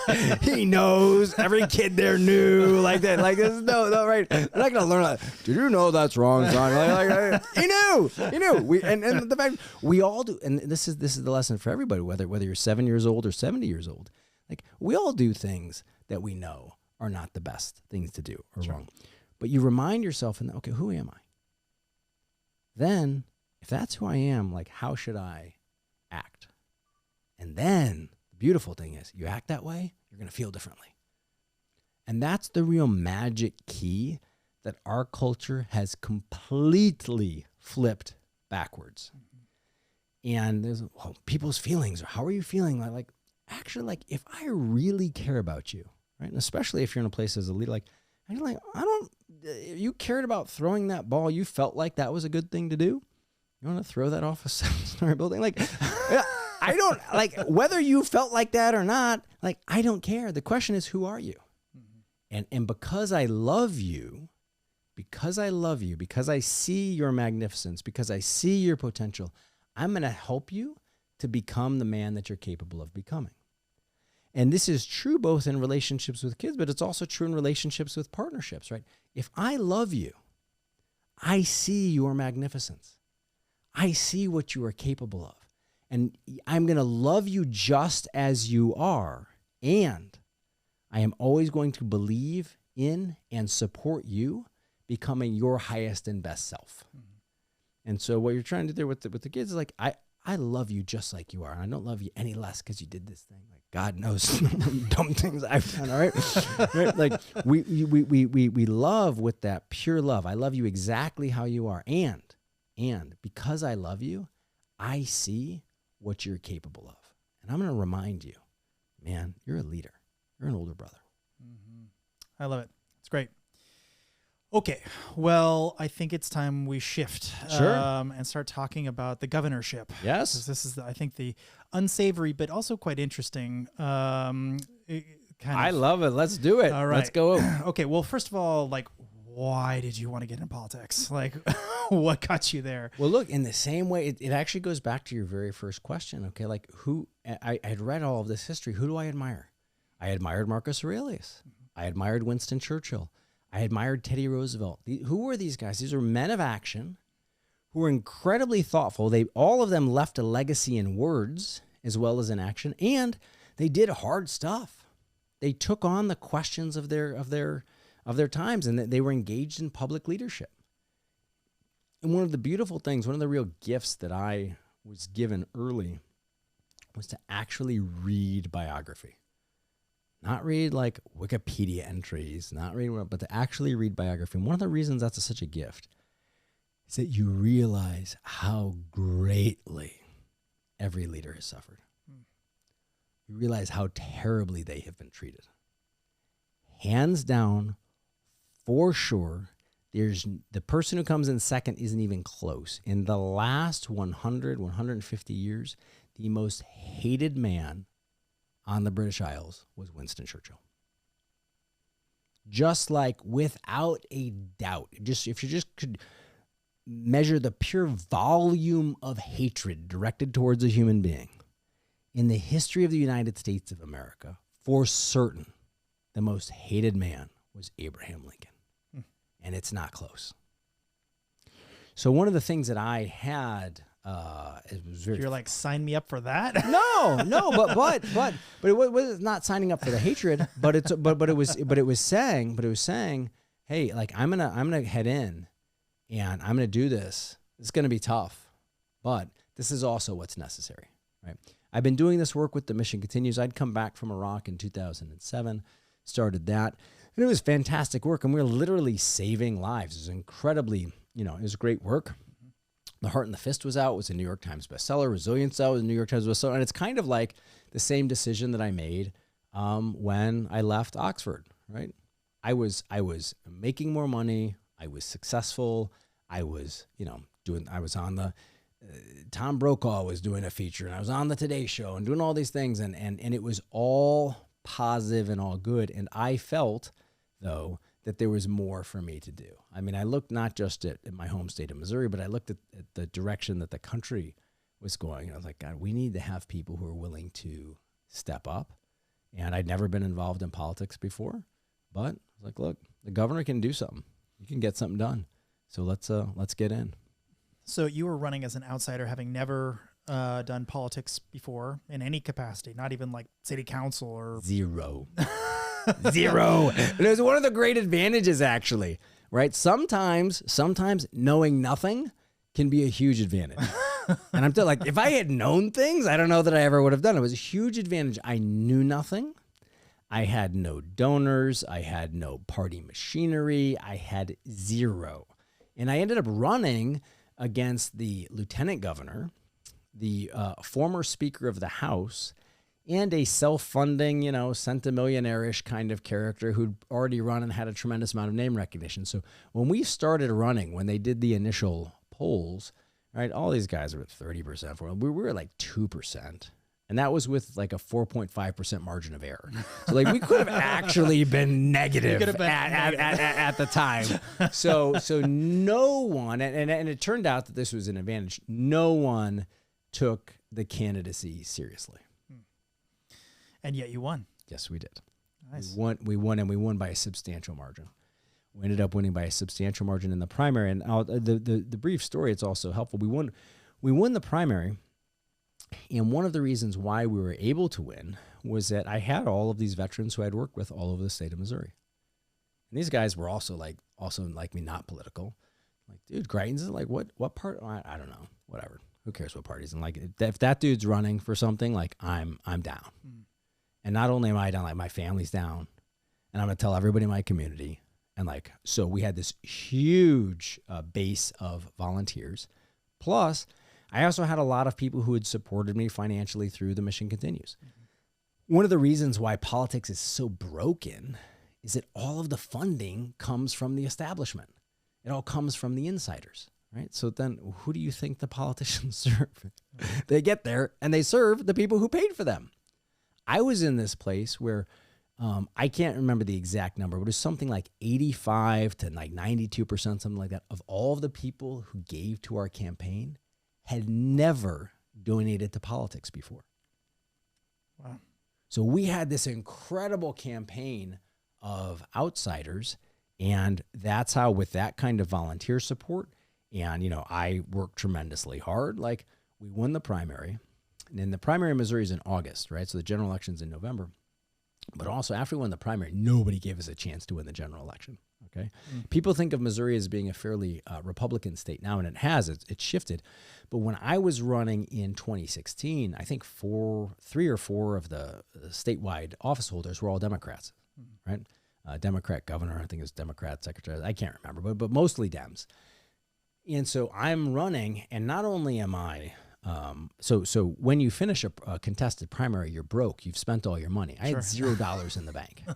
And our opponent had, at the time, I can't remember, it was $9 or $11 million in the bank. And it's August. Okay. The election is early November. There's no time to raise all of this money. He had a tremendous amount of money in the bank. He was also the darling of the political establishment. He was, at the time, the attorney general. So he had all of the lobbyists, all of the insiders, all of the deals that were done. If you had gone to the state capitol and actually held the election among the people who are politicians, lobbyists, insiders, let's say out of any 100, the vote would have been 98-2, right? And the 2 might have been mistaken. I'm like, oh, sorry, I didn't realize I filled out the ballot. So everyone, the consensus among everybody was like, well, okay, Greitens did that thing and he won the primary, but there's no way for him to win the general election, but we did. So you actually did some pretty cool stuff, like almost right out of the gate. Like you had an executive order to like stop people from kind of leaving immediately and going right into lobbying, and kind of stop that revolving door. And yeah. So here's like the big picture story was also, people thought, okay, well, Greitens won, and he said all that stuff about being an outsider, and he said all that stuff about taking on the lobbyists, and he said all that stuff about returning power to people, but he's not really going to do that. I mean, everybody said that stuff, but dude, we sent a powerful message on my first day. Okay, so I took the oath of office. An hour later, I signed executive orders. Number 1 was that there's no more gifts from lobbyists. And that sounds so simple, right? But it was absurd. People could come up to a lawmaker, give them a vacation in the Caribbean. Oh, it's a conference. We're just going to talk to them and educate them on it. Give them a vacation in the Caribbean, right? And then they went around to, oh, well, that didn't affect my vote. No, you can't any longer give gifts, right? And you can't take these guys out for steak meals. They got to pay for their own food, okay? The lobbyists so that sent a really strong message, and all of the insiders hated it. Of course. Second thing that we did, and this is a really important point I'll explain about like how politics works. One of the reasons why the system is so broken, and it's important to understand how insidious it is that what happens is people go and they work for a governor, say, or they work for a congressman, or they work for a senator, and they work there for a couple of years. Well, what happens when they're working there? They're meeting all the lobbyists, they're meeting all the insiders. You don't make that much money when you're in government. And you have a lot of young people who are there, young and idealistic people who come in. Well, the lobbyists start saying to them, hey man, I need your help on this issue. But they used to be taking them for vacations and taking them for dinner. So they're getting to know them. They're giving them all these gifts. And, when you leave, when you're ready to just start a family, when you're 27, 28, and you want to, stop making $50,000 a year and you want to make $300,000, you should come and work for us. Okay. And they know how valuable that young person becomes very valuable in politics because they were just in the governor's office.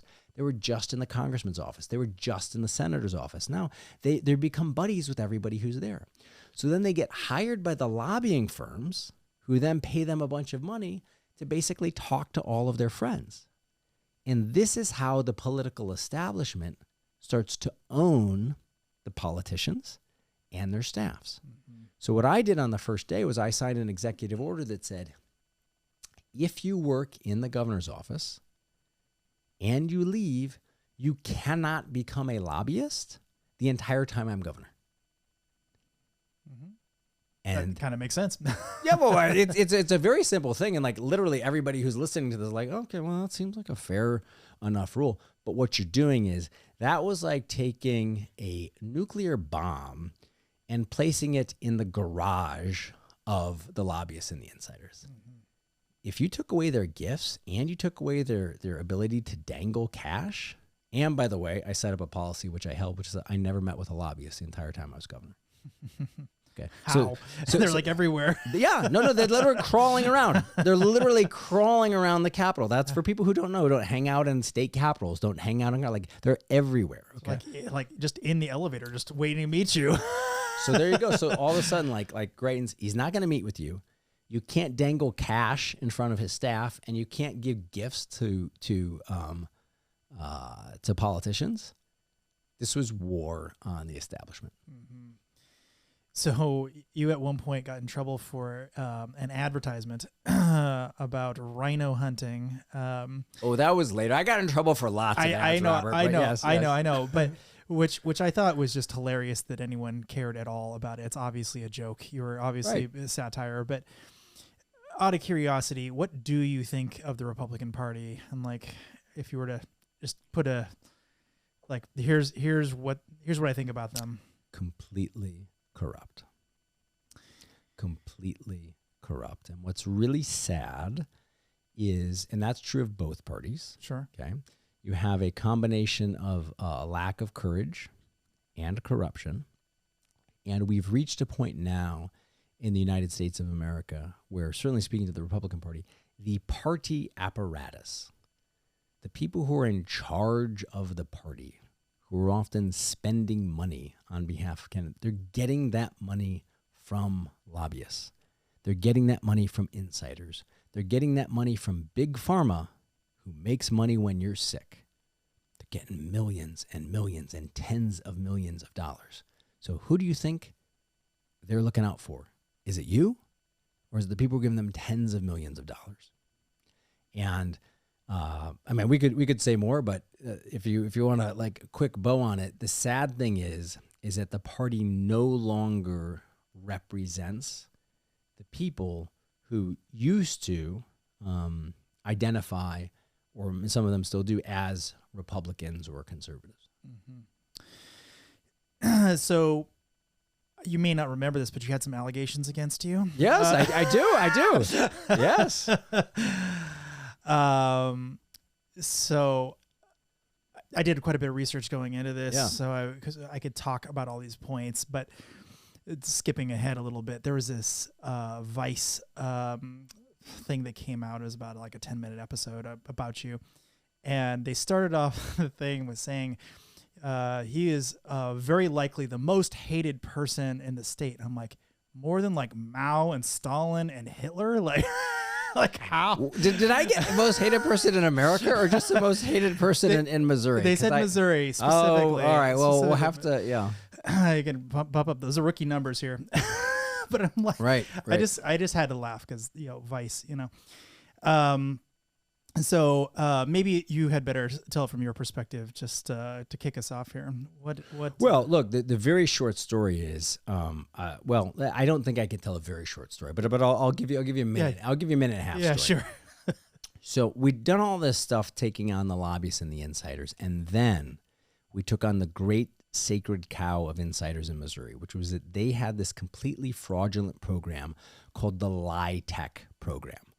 The Lie Tech program was this lie where they claimed, and they're taking $150 million a year away from the people of Missouri and turning around and giving it to lobbyists and insiders, claiming that they were doing something good around housing.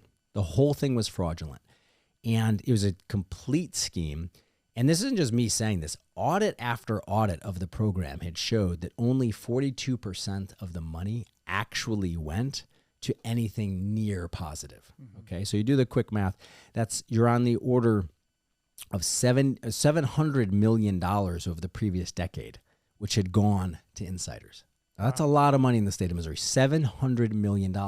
These guys were also the single biggest donors to Missouri politics. And you won't be surprised, they gave to everybody. They gave to the Republican Party. They gave to the Democratic Party. They gave to every single politician. They're the biggest donors. And so you think about, and I'll just, for your listeners, it's important to understand the scam, how the government steals from you. What happens is you pay your tax money. They take that money, okay, in this case, $150 million a year. They give it away to lobbyists and insiders. So they take your money, they stole it from you, they give it to their friends. Then their friends take part of that $150 million and give it back to the politicians in forms of donations so that the politicians will continue the theft. Those Caribbean vacations are expensive. Yes, they got to do something with that cash. So everyone had recognized that this program was fraudulent, but nobody for decades had been willing to do anything about it. So when I became governor, you can see the theme, like we actually did what we said we were going to do. And I called in, we think that this was the first time that happened in the history of Missouri. It's one of these, the way this program was set up, they had actually made it very hard to kill. So there's a special board that actually authorized all of this fraud instead of the legislature voting on it. So I appointed people to the board who I knew would kill the program, but I couldn't appoint all of them. So it was still 50-50. But the governor technically had a vote. But in, again, the history of Missouri, no governor had ever voted. Well, when the vote came up to reauthorize this fraud and the theft, I called into the meeting personally and voted no. So you were the swing vote. We've already taken away their gifts. We slammed shut the revolving door. We're not meeting with them. And now we took away their $150 million a year in fraud. And we used it, by the way, to fund things like education. But that's a separate story, okay? So we're actually doing the things that we said we were going to do. Now, that would have been enough to upset everybody. But then I also did stuff that really, really deeply upset the entire national liberal establishment. So it's important for your listeners to remember, Ferguson, Missouri was the home of the anti-police movement. Before I had become governor in 2015, that entire fraudulent story of Ferguson had happened. And that was where the previous governor, Jay Nixon, had allowed looting and rioting in the state of Missouri. In the fall of 2017, when I'm governor, we had an incident in the state of Missouri where a white police officer had shot and killed a black man on duty and then was charged with a crime. Okay. And he's going through the trial, and as the date of the verdict is approaching, we start getting all of these activists, Black Lives Matter, Antifa, they're all coming to Missouri, and they make all of these threats that unless he's found guilty, they said, we're going to burn Missouri to the ground. Unless he's found guilty, you won't even remember Ferguson. That sounds a bit like a terrorist threat. Yeah. Well, that essentially is what it is, okay? Like, we're going to burn Missouri to the ground. You won't even remember Ferguson, okay? Now, I had, since I'd been governor, I've been very clear, like, this is not happening to Missouri again. I'm going to have the backs of our police officers. And I had an incredible team, public safety team. And I could talk about in detail the plan we put together at a strategic, operational, and tactical level to absolutely make sure that didn't happen. And, by the way, I'm very proud of this, Robert. We did it protecting everyone's constitutional rights. That's good. So It's always good. It's essential. It's actually essential. So, for example, again, you talk about the heart and the fist. The night before the verdict came out, I got on stage with the fiance of the man who'd been killed, and I said, we both said together, no matter what happens tomorrow, there are going to be people who are upset about the verdict. And I was very clear. And if you are upset, you have the right to protest. And what's going to happen tomorrow, if you want to protest the verdict, you will find that police officers are out there to protect you. And dude, our police officers did an incredible job. They followed through on that. And they were, you had bicycle patrols, giving people water, making sure that traffic, like they made sure that people could protest because that was their right. I also said, let's also be very clear that throwing a brick through a window is not free speech. You assault a police officer, you are going to jail. And the previous governor had said we wanted to give people a safe space to loot and burn. I said, if you loot and you burn in Missouri when I'm governor, the only safe space you're going to have is in a jail cell. Okay? So we're very clear. The rules were very clear. Peaceful protest, absolutely 100%. Police are going to be on your side. The minute you start assaulting somebody, you try to loot and burn, you're going to be arrested. And we did it. We did it. Long story short, after 3 days, and they had sent everybody. Keep in mind, this was the only thing happening in Missouri at the time. They sent people from Black Lives Matter, from Antifa, from all over the country, came to Missouri to protest, to riot, to loot, burn. After 3 days, they left. They had overturned some potted plants and broken a few windows. So this put me on the national target list, George Soros and company, right? Saying like, dude, this guy showed that you don't have to allow looting and burning. That's a problem. This is a big problem for them because everybody saw later, like there's one of the reasons they had to get rid of me. You follow the Greitens playbook, there's no need for looting and burning. And everybody saw what happened during George Floyd, 2020, all of that nonsense all over the entire country. Yeah. Okay. So that put us on the national stage, and George Soros had funded a corrupt prosecutor in the city of St. Louis. Her name was Kim Gardner. And when I say George Soros funded, I'll be very clear. He gave money to a PAC. He was the only donor to it. That PAC provided, it was either 62 or 73% of her funding. Okay. So she is a George Soros fund and owned prosecutor. That was interesting. I never caught that amount or that. I mean, she's bought and paid for then. 100% bought and paid for. And we now know that in the fall of 2017, before any of her fake fraudulent allegations came out, they started drawing up an indictment against me. They didn't know what the crime was. No, seriously. This is a real story. This is how this works. She started drawing up an indictment because the idea was, and it goes back to Joseph Stalin, okay? It's an old tactic, right? Stalin's head of the secret police said, show me the man and I'll show you the crime.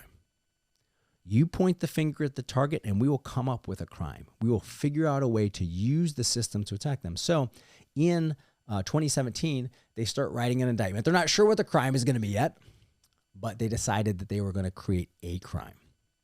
And then later in 2018, Kim Gardner's like, okay, I'm gonna do something here. I'm gonna create some kind of crime against him. And there was a woman, I had an affair before I was governor, and I had been very clear about this with my wife. It was something that was personal. And when I say affair, let's also be clear. I saw this woman 4 or 5 times. We never had sex. But it was, I saw her and I shouldn't have. Okay. And so what they did was they wanted to create a crime. So she couldn't get the police. She also had 30 of her own investigators. Nobody would investigate me because what is the evidence? What crime do you want to charge him with? She had nothing. So she hired a corrupt former FBI agent named William Tisby to make up a false case. They then went to this woman and they paid her $120,000 in cash. It was given to her and her ex-husband to make up false allegations. Yeah, how did that work? Do you have any idea who gave them money? Well, this is the thing. It's still a mystery to this day that the journalists won't investigate. It was a journalist. How do they know the money exists in the first place? Well, because it ended up coming out that the lawyer who received it admitted, and there were other journalists who found out that it was $120,000 in cash, delivered by a journalist. It was a journalist who actually handed the $120,000 in cash over. And this is a guy who is a convicted felon himself, who was, owed money to the state for taxes and everything, and claimed that the $120,000 in cash was his, that it was just sitting around. Well, you can imagine who all of the lobbyists were, who had a lot of money that they were willing to pay. So she made up some false accusations. Later, when she was under oath, she admitted, she said, "I remembered my accusations through a dream." Look, it sounds ridiculous, but and look, I can laugh about this now, but I want to be clear. Going through this was hell. I bet. This was utter hell. I bet. Okay? She's hired a corrupt former FBI agent. He goes and makes up a fake case. Now, by the way, that guy was later charged with 7 felonies for perjury and evidence tampering for creating a false case against me. Mm-hmm. Okay? But we're talking about this now as we're sitting here in 2024. That justice didn't happen till like a year and a half after they claim that I'm guilty of all these crimes. Yeah, he got it knocked down to a misdemeanor, something. But right, he later pled, but it was 7 felonies he was charged with for perjury and evidence tampering for creating a false case. The prosecutor, the Soros-funded prosecutor, was found guilty of lying over 60 times to the court. She was later admonished and fined by the Missouri Supreme Court, and she later had to resign, both for what she did in my case and in others. So she ended up having to resign. The woman who they paid to make the false accusations, she admits that she remembered them through a dream. And the corrupt former FBI agent is charged with 7 felonies for perjury and evidence tampering. So, but what's important to remember is that all of that justice, all of that truth came months and years later. Mm-hmm. What they did when I was governor, they literally charged me with a crime. Just like President Trump, they made me go down and take a mugshot. And now look, people are getting a little wiser to this game, to the Stalinist game. But at the time, people are like, well, I mean, dude, like, if you ever mugshot taken, like, you must have done something. Like, that's what people are thinking. I have so many thoughts about this. So there's this, I think it's John Ronson maybe wrote the book on it. So You've Been Publicly Shamed. And sitting on the other side of the fence, reading this book, I know a lot of the cases better than John Ronson knows those cases because I've been around on the internet a long time. This is internet culture, and I'm just deep in internet culture. And in some cases, I was involved in some of those things that happened in some weird tangential way. And reading it from the perspective of the person who was shamed, I was ashamed. I'm like, oh my God, I have just been a monster, like a full-blown monster, like I'm not a Navy SEAL crashing through your door, but I'll make you want to kill yourself. And I had this real big epiphany when I read that book. I'm like, I cannot live my life like that anymore. I cannot be on the offensive on these. Right. And I remember one of the cases, I wasn't involved in this one, but I remember when it happened. Some woman went overseas and she texted something like, "I'm going to Africa. I hope I don't get AIDS," or something. It's not a funny joke. It was sort of set off the cuff. She had like 50 Twitter followers or something. She had like this tiny following. And when she woke up, like the entire internet hated her. She got off her plane in Africa and she was fired, and the internet was after her. And I know some people in town who they just named their company after a song that they liked, and it turns out that song is about slavery and killing black people, but they didn't know that. They're kind of just dumb. Call it ignorance. Call it whatever you want. That I think I've met with these people, and I feel really bad for them. Like, that's a terrible situation you've been put in, and I'm not even sure like they would do it differently. You know what I mean? There's like no way to like educate them without fully throwing the entire internet's weight behind how important it is to not make this tiny little, really kind of a mistake. And funny enough, I've heard people make that same AIDS joke. Professional comedians make effectively the exact same joke. Maybe they phrase it slightly better or differently, but and they didn't get canceled. Their lives didn't get turned upside down.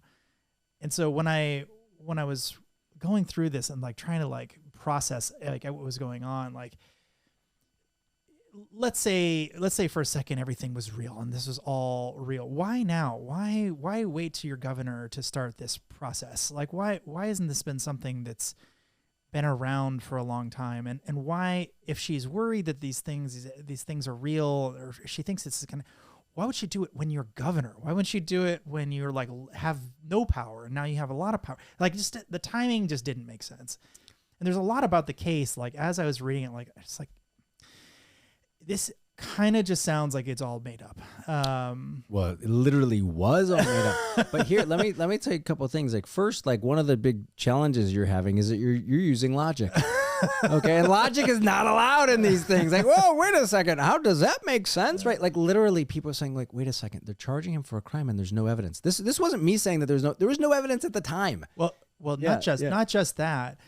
After Kim was ejected, they got another special prosecutor to come in because they wanted to keep attacking me. They wanted to go after her. They wanted potentially to use her on the stand, which is never a good sign when they're having to bring themselves in on a case. But then also, like, anyway, it all went down. And she said, I remember listening to this. She's like, the reporter was asking, so would you bring this to? Are you thinking about bringing this, or could you bring it, or what the circumstances? And she's like, no, there's no evidence at all. It's just her word, and like zero evidence. She's like, there's no corroboration of anything. And she was actually trying to like make this big statement about it. But one part of that was especially weird. She's like this very impassioned thing where she believes this victim and blah, blah, blah. But then she stops, like the talk track ended and like, there's a period, and I think she just kind of forgot that she's supposed to like, and then, and there's this thing about this guy, and she's supposed to downplay it, but she's using the same voice as if she's very upset about this other thing that doesn't make sense with the first thing she's saying. She's talking about now the woman's husband and like how he hasn't been deposed yet, but that's like opposing her opinion on the other thing because like he has something to gain from this, but she's supposed to be saying like, it's just like clearly there was so much wrong with the case. Even like if you had done it, they fucked up the case. If you didn't do it, they fucked up the case. It's just so much incompetence. And then on top of this, like multiple perjury things going on from multiple people, not just one person. Holy shit. But here's the thing. Yeah. Here's the thing. Their objective, and this is what's really important for everybody who's listening to understand for your own life.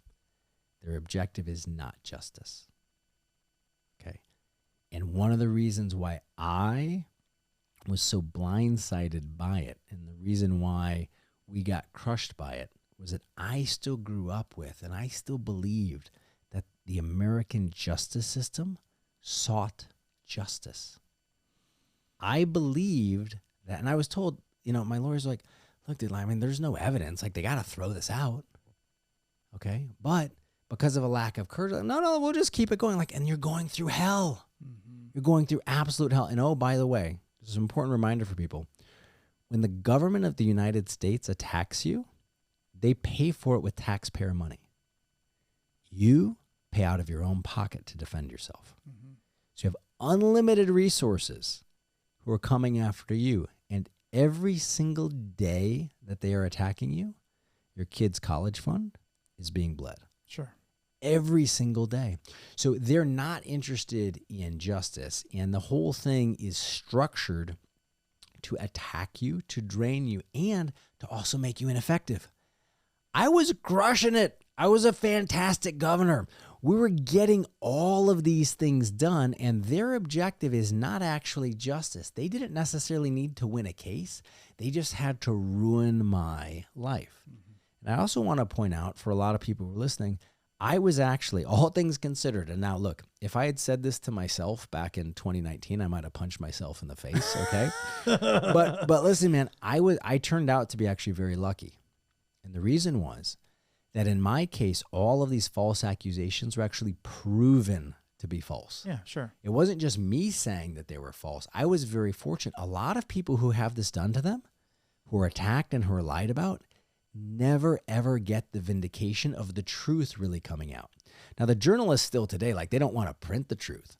But the fact that, like, this guy was charged with 7 felonies, that Kim Gardner was found to have lied 60 times, the fact that, like, they paid this woman the bribes and she said she remembered it through a dream, like, all of those things, for me at least, came out. And a lot of other people never get that vindication.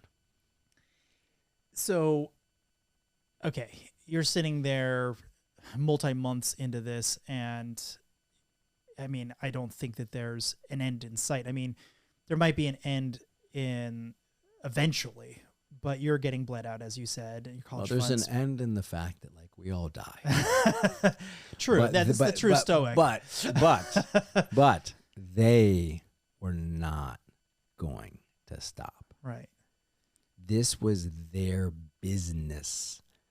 Their entire business, the entire business of the establishment of the state of Missouri was to steal money from people and give it to their friends. That was their business. And the minute I left, they started their business back up.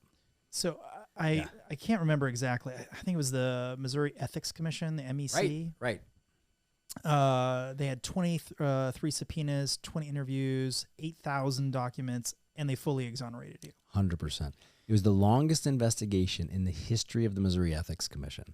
And at the end of it, they said, we found no evidence of any wrongdoing by Eric Greitens. So the MEC effectively said something like, you're fully exonerated. They had like 23 subpoenas and 8,000. Fully exonerated. You can go sue these guys if you want to. Yeah. So fast forwarding a little bit, we're going to do this slightly out of order. Yeah. I think it's useful. Did you like just go, whew, we're done? Or are you going like, wow, I need to go back and make this right? Because there's a lot of people who kind of ruined your life. Dude, it was awful what they did. Are you thinking about retribution, or are you just... Well, look, the good news is we actually still have, and it's still a decision to be made, that because of a number of factors, the statute of limitations is actually still open on it. And we could, in fact, go back and sue some of those folks. And I haven't made a final decision on that. I think that what I wrestle with, again, you come back to identity, right? And who is Eric at this point? Right. Well, no, look, it's a real question. When people have done you wrong, it's a real question. Like, when people have done you wrong, it's very, very important that you send a clear message that, like, that's not going to be tolerated. You can't continue to do that. That's an important thing to do. At the same time, it's also a question of, like, how much of my life and my energy do I want to spend trying to get some sort of more public retribution when I know all the facts. Anybody who cares to know all the facts knows all of the facts. And, like, I have a really great life.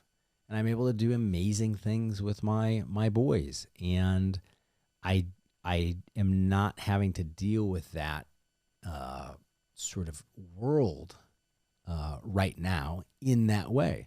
Now, I still believe, for me, there is absolutely a very important mission in my life, and that also involves leadership in public and taking on a lot of these questions.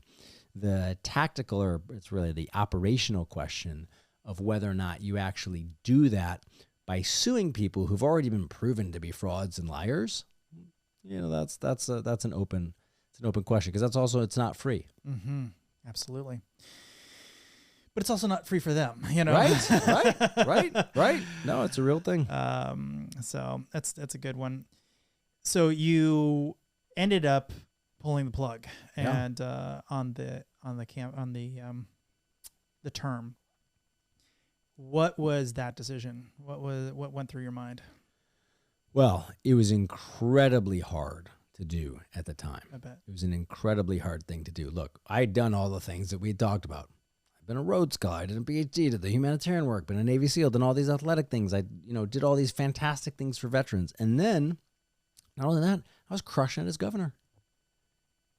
I mean, we fully funded education in the Missouri for the first time in a generation. One of the ways that we were able to do that was by taking money away from all of these corrupt people. Right? We did all of these positive things for police officers, for our military, all of these really, really good things. You know, I actually released people from prison who were innocent. Right? And I did that in my first year. Most governors wait until like the very end of their term. I did that because it was wrong. Wrong that these people were in prison. I had this and one. Why make them wait years? well, it's just wrong. Look, the reason why you go into office is to right wrongs. Okay, there's this woman, Judy Henderson, who had been falsely charged with murder. It was actually her boyfriend who murdered the guy. Judy had actually gotten shot when this happened. Okay, and she was scheduled to be in prison for 50 years. The previous three governors, I believe. The Board of Probation and Parole had all recommended that she be released, but they wouldn't do it. Okay. Weird. Well, they don't do it because one of the reasons why governors don't release people is because it's why they wait to the end. It's because it's a big political risk. If I let somebody out of prison, even if they're innocent, but then they go and do something bad, well, that's a story from my whole term. So because they're thinking about themselves, because it's a political risk, they don't do it until the very end of their term. I told my team when I took office, I said, look, I want to send a message very clearly that we're going to stand for real justice. So This is all very ironic. yeah. Let me, I'll actually tell you the Judy Henderson story because it's actually really, really remarkable. And then we'll circle back. It's an incredible story. And she's actually become a very good friend. So Judy, as I mentioned, she'd been, kind of falsely. Now she takes responsibility for being there. She takes responsibility for conduct. Like she did not murder a guy, and she actually got shot in the process later. And she had terrible injustices happen to her. She had the same lawyer as the boyfriend who'd actually committed the crime. She was offered a deal to testify, but her lawyer never told her about the deal. Judy ended up going to prison, but the boyfriend got off. Okay, like the boyfriend let her hired somebody to kill her in prison. All right, it's a crazy story, and thankfully she's actually working on a book that'll come out. Oh, you should have her on your podcast at some point. She's an amazing woman. Okay, so but I told the team early on. I said we're going to go through all of these cases, and we're going to make sure that if there are people, this is an important power, the pardon power. And the power to commute sentences. And we're going to use it if there's the right case. I said, find me the best case. So the team goes, and one of my lawyers goes and meets with Judy Henderson. And I asked, well, how was it? He comes back, he's like, dude, she's like the most amazing woman I've ever met on the planet. I have no idea how she is this positive and this like amazing after 30 some years in prison for something that she didn't do. It's insane. I said, good. I was like, great. Now, and I'm a big reader. I had read hundreds of pages of documents about the case, every single thing. I wanted to make sure if we're going to do this, we're going to do it right. We had a letter, I believe it was either from the judge or the former prosecutor saying how unjust the sentence was, that it should be reversed. Again, 3 previous boards of probation and parole. So here's the great story, though. We're about to make the final decision. Okay, and they're bringing me the paperwork, and I see that on her paperwork, it says that she'd received, and I can't remember the exact phrase, it's like 3 demerits. I don't know if the word was demerit or something like that, but it's like 3 demerits for conduct or something.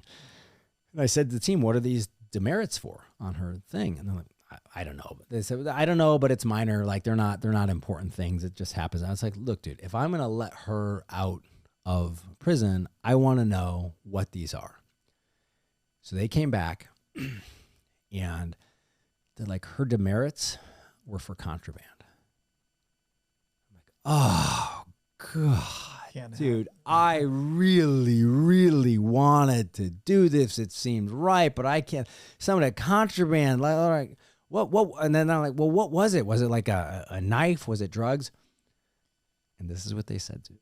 They said, her contraband was that she had too many books in her cell.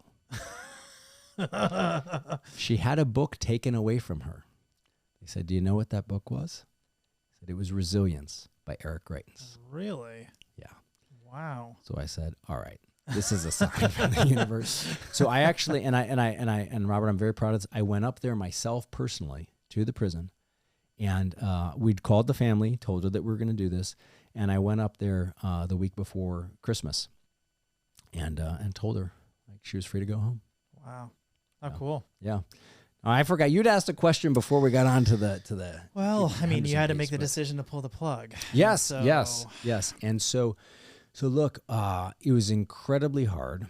And I'll tell you, in the last 5 years, it's something that I've actually really thought through. And I actually now can tell you, I think it was the most courageous decision I've ever had to make.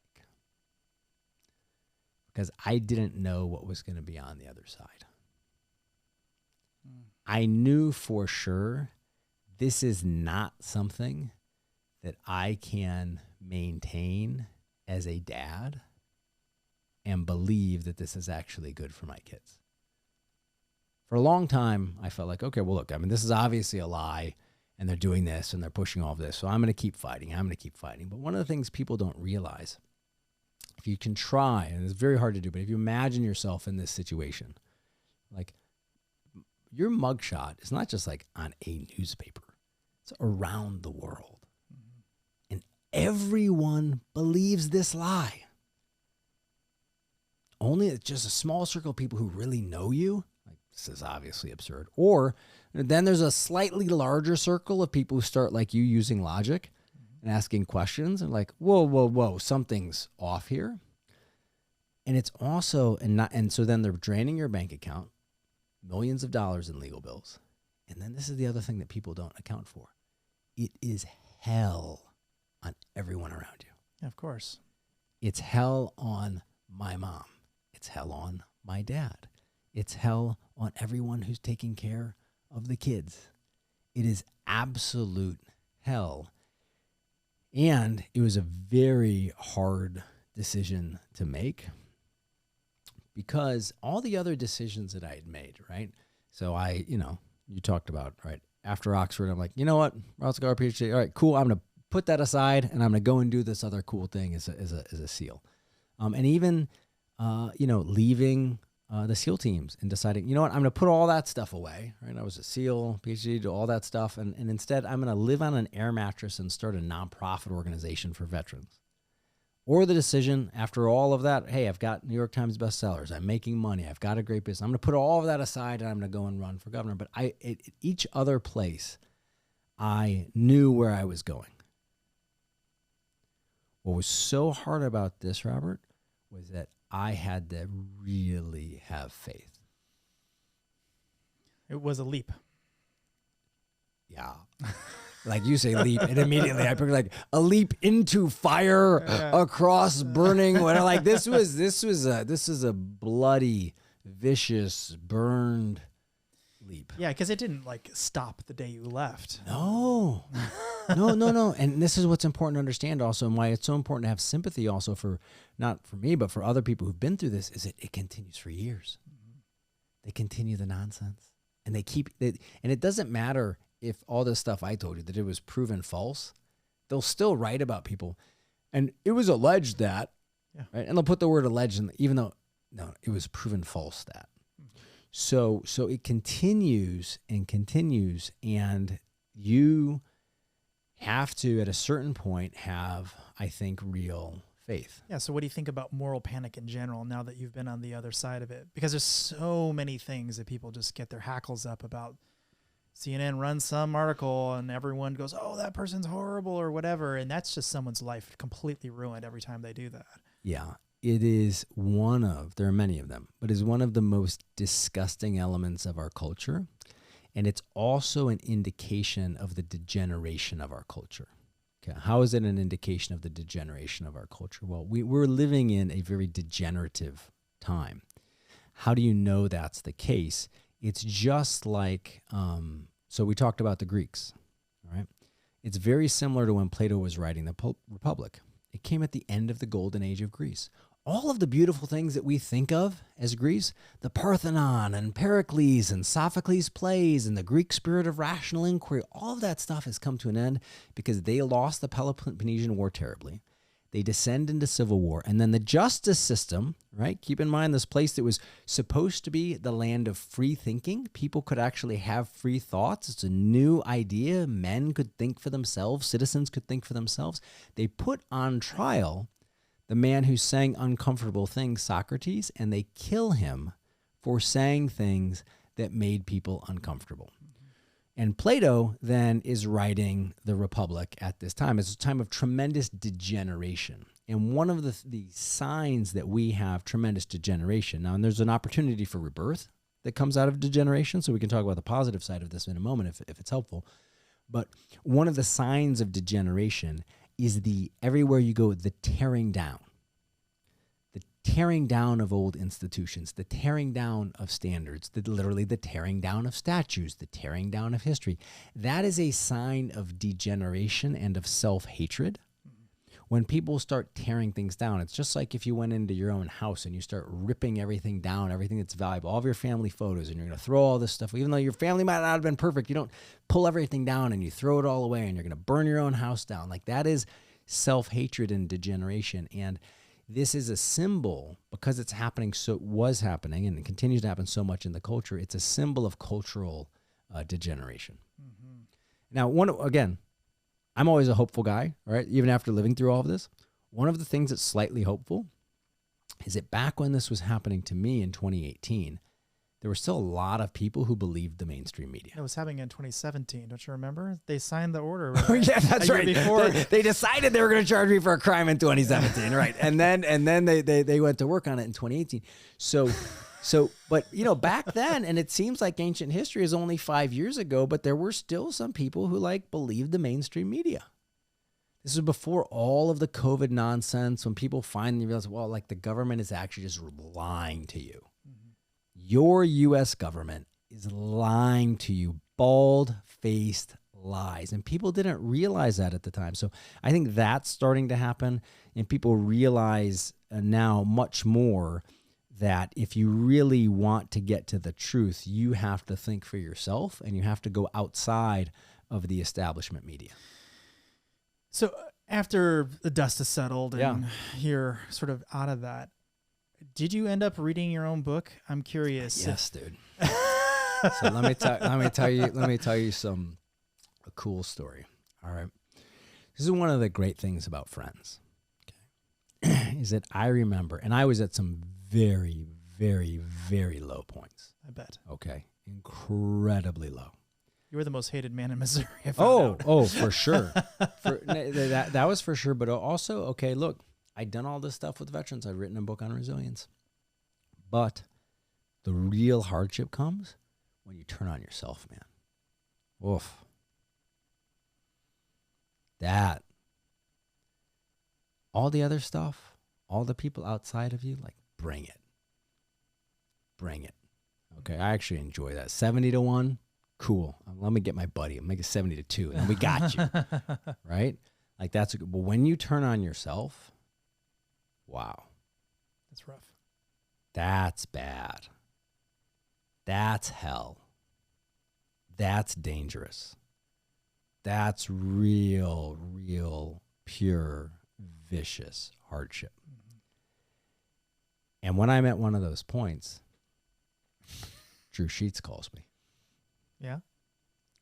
And send you a copy of your own book. No, even better. Even better, man. He calls me. I picked up the phone, and he didn't say anything. And he just hung with me, just like this. And after about 10 seconds, he said, yeah. I said, yeah, man. He didn't need to say anything else. Just knowing that, he was there. He's on my side. It's huge. And I will tell you, actually, I wish that I had read it first. But one of the things that was really hard for me as I turned on myself was that I, we all have our different ways that we beat ourselves up. For me, one of the things I was doing was like, dude, you helped all of these veterans overcome all of this stuff. You wrote a book on resilience, and look at you. Look at you. Look at how you're doing this, how you're beating yourself up. So I was like whipping myself because I'd been through all of this terrible, terrible viciousness. And then I made it worse by beating myself up for not healing more quickly. And I realize now, and it's one of the things, again, you continue to learn, there are certain processes that have a natural time to them that cannot be rushed. And one of those is some of this healing, right? Just like you can't say like, can we get this pregnancy going? Like, no, let's do this in 5 months. Like you can't do it. Like, can we get this tree to grow faster? Right? Sure. You can create the conditions. Okay, there's the sunlight. There's the good care. Like, just add more dads. It'll speed up. You can create the conditions for your healing, but there's certain things that just take time. So, and part of my viciousness was that I was turning on myself, and I wouldn't read the book because I felt like I didn't want to face, I'm the guy who said all of this, but look at me, and now I'm broken. And then, as I came out, I started reading the book, and I can tell you this, and I hope it sounds right. I read the book, and I was like, that is a great book. No, I really did. I believe you. I felt like I'd put it in a time capsule for myself. Yeah, I believe. I actually felt like, oh my God. And I read it, Robert. I wrote it, but I felt like a different person had actually wrote it for me. Mm-hmm. And it was that was crazy. But like reading my own book at that time as I came out was one of the things that really helped me to really step out of that very dark time. I completely believe that because, not having read it before, I want to read it again. I'm like, oh geez, I gotta, there's so much in it. I'm like, I might have to put it aside, read it, and then read it again, and then put it aside and read it. Right. I'm going to be one of those people that's got it all marked up, but cool. So would you ever do politics again now that you know what you know, or is that just a hard pass? I would. You would. Interesting. I would. And I think that at the end of the day, right, you have to ask yourself always, not you have to, you get to ask yourself, what is this pain for? Okay, Mother Teresa, I worked in one of her homes for the destitute and dying, and I remember reading this about her. I actually met her before she died in India. And I remember reading this at the time and thinking it was kind of crazy, right? She had said something to someone about how much God must love you to have given you this suffering.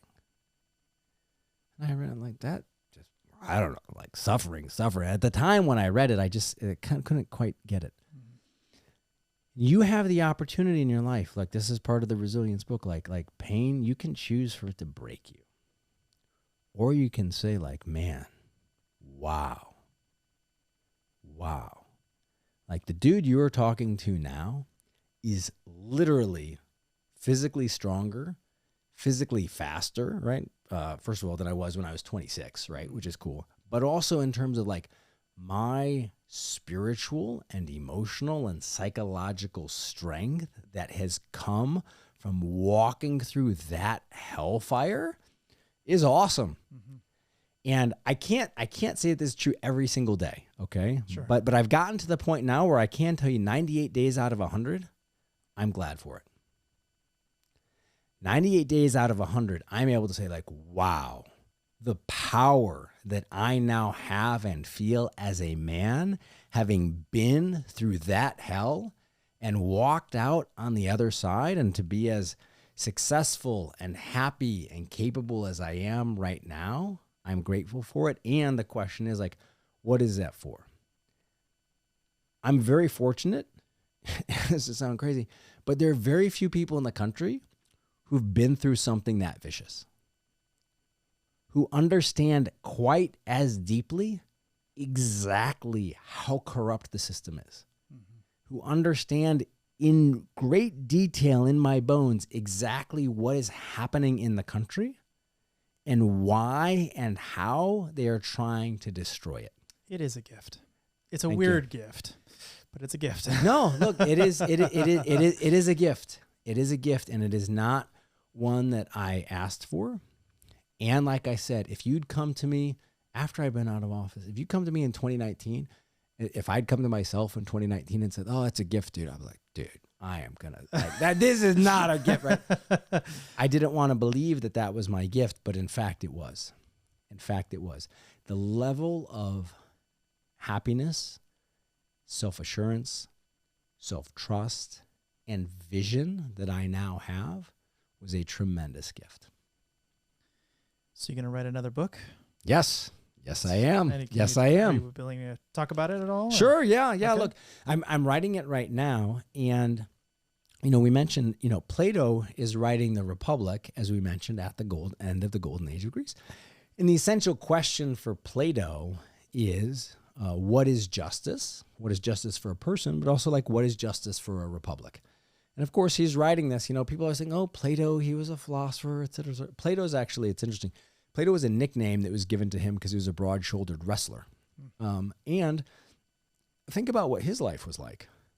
He's born in still kind of the tail end of the golden age of Greece, and then everything falls apart. They lose the Peloponnesian War. They descend into civil war. And his mentor, right, talk about what happened to me, Socrates had to drink hemlock. And we tend to, when we hear these stories, it's reasons why biography is so valuable. You hear these stories and you think okay, well, yeah, Socrates, he was a teacher and then he drank. Stop. Think what was that like? Mm-hmm. He watched his teacher go through an insanely unjust trial and then have to drink hemlock and died. Mm-hmm. Right? So he's writing this. And did it sort of weirdly, willingly, to almost to prove a point. Yes. Socrates was a badass. Right? No, talk about amazing strength of character. Okay. And that's why you and I are here in the year 2023 or 2024 talking about Socrates, because he did that. Right. And, you look back at every, historical biblical figure, right? Moses hounded, Joseph sold into slavery, and then he's lied about by Potiphar's wife and spends years in prison, right? Whether you're, executed like Socrates, crucified, all of these things happen to people who are, who actually live big lives and leave a legacy. Look at Lincoln. Okay, so this book that I'm writing now is sort of in the same way, saying, okay, where are we at in this historical moment? And what does that mean for you, Robert? What does that mean for the listener? How do we take actual action? What can we do? How do we become stronger physically? How do we become more independent? How do we become more sane? How do we have more self-trust? How do we do all of these things for ourselves in this environment? And what are the seeds of hope for the rebirth and regeneration that can and must come out of this degeneration and decline? What's the name? Do you have a name? I do not have an official name yet. Okay. So I will tell you, with all of these books, the last piece was actually the name. Interesting. Yeah, you had to kind of create it, and then at the end of the creation, you're like, aha, this is what it is. Well, I can't wait to read it, sir. Thanks, man. Any last things you want to send us off with? I would just say, first of all, thank you. Yeah, of course. Thank you for having me. I really appreciate 100%. it. Really admire what you are doing. I think it's so important. And I will say this. You are part of the answer. People right now are craving to have real conversation, to actually learn and hear from other people. And everybody who's listening to not just this episode, but other episodes of your podcast, they are part, I believe, of the underground resistance of people who are willing to be strong, be intelligent, be thoughtful, actually engage in issues, and that is what we need. So I really appreciate what you're doing and honored to be on with you. I love that. So where can people find you or get in contact with you? Or? So the best place is my website, ericgreitens.com. It's EricGreitens.com. That's ericgreitens.com. Or you can go out to any of the social media, which is just at Eric Greitens. Love it. Thank you so much Thanks, for doing brother. this, man. Really appreciate it. Yeah, appreciate you, man. You too, Yeah. man. Thank you. Thank you.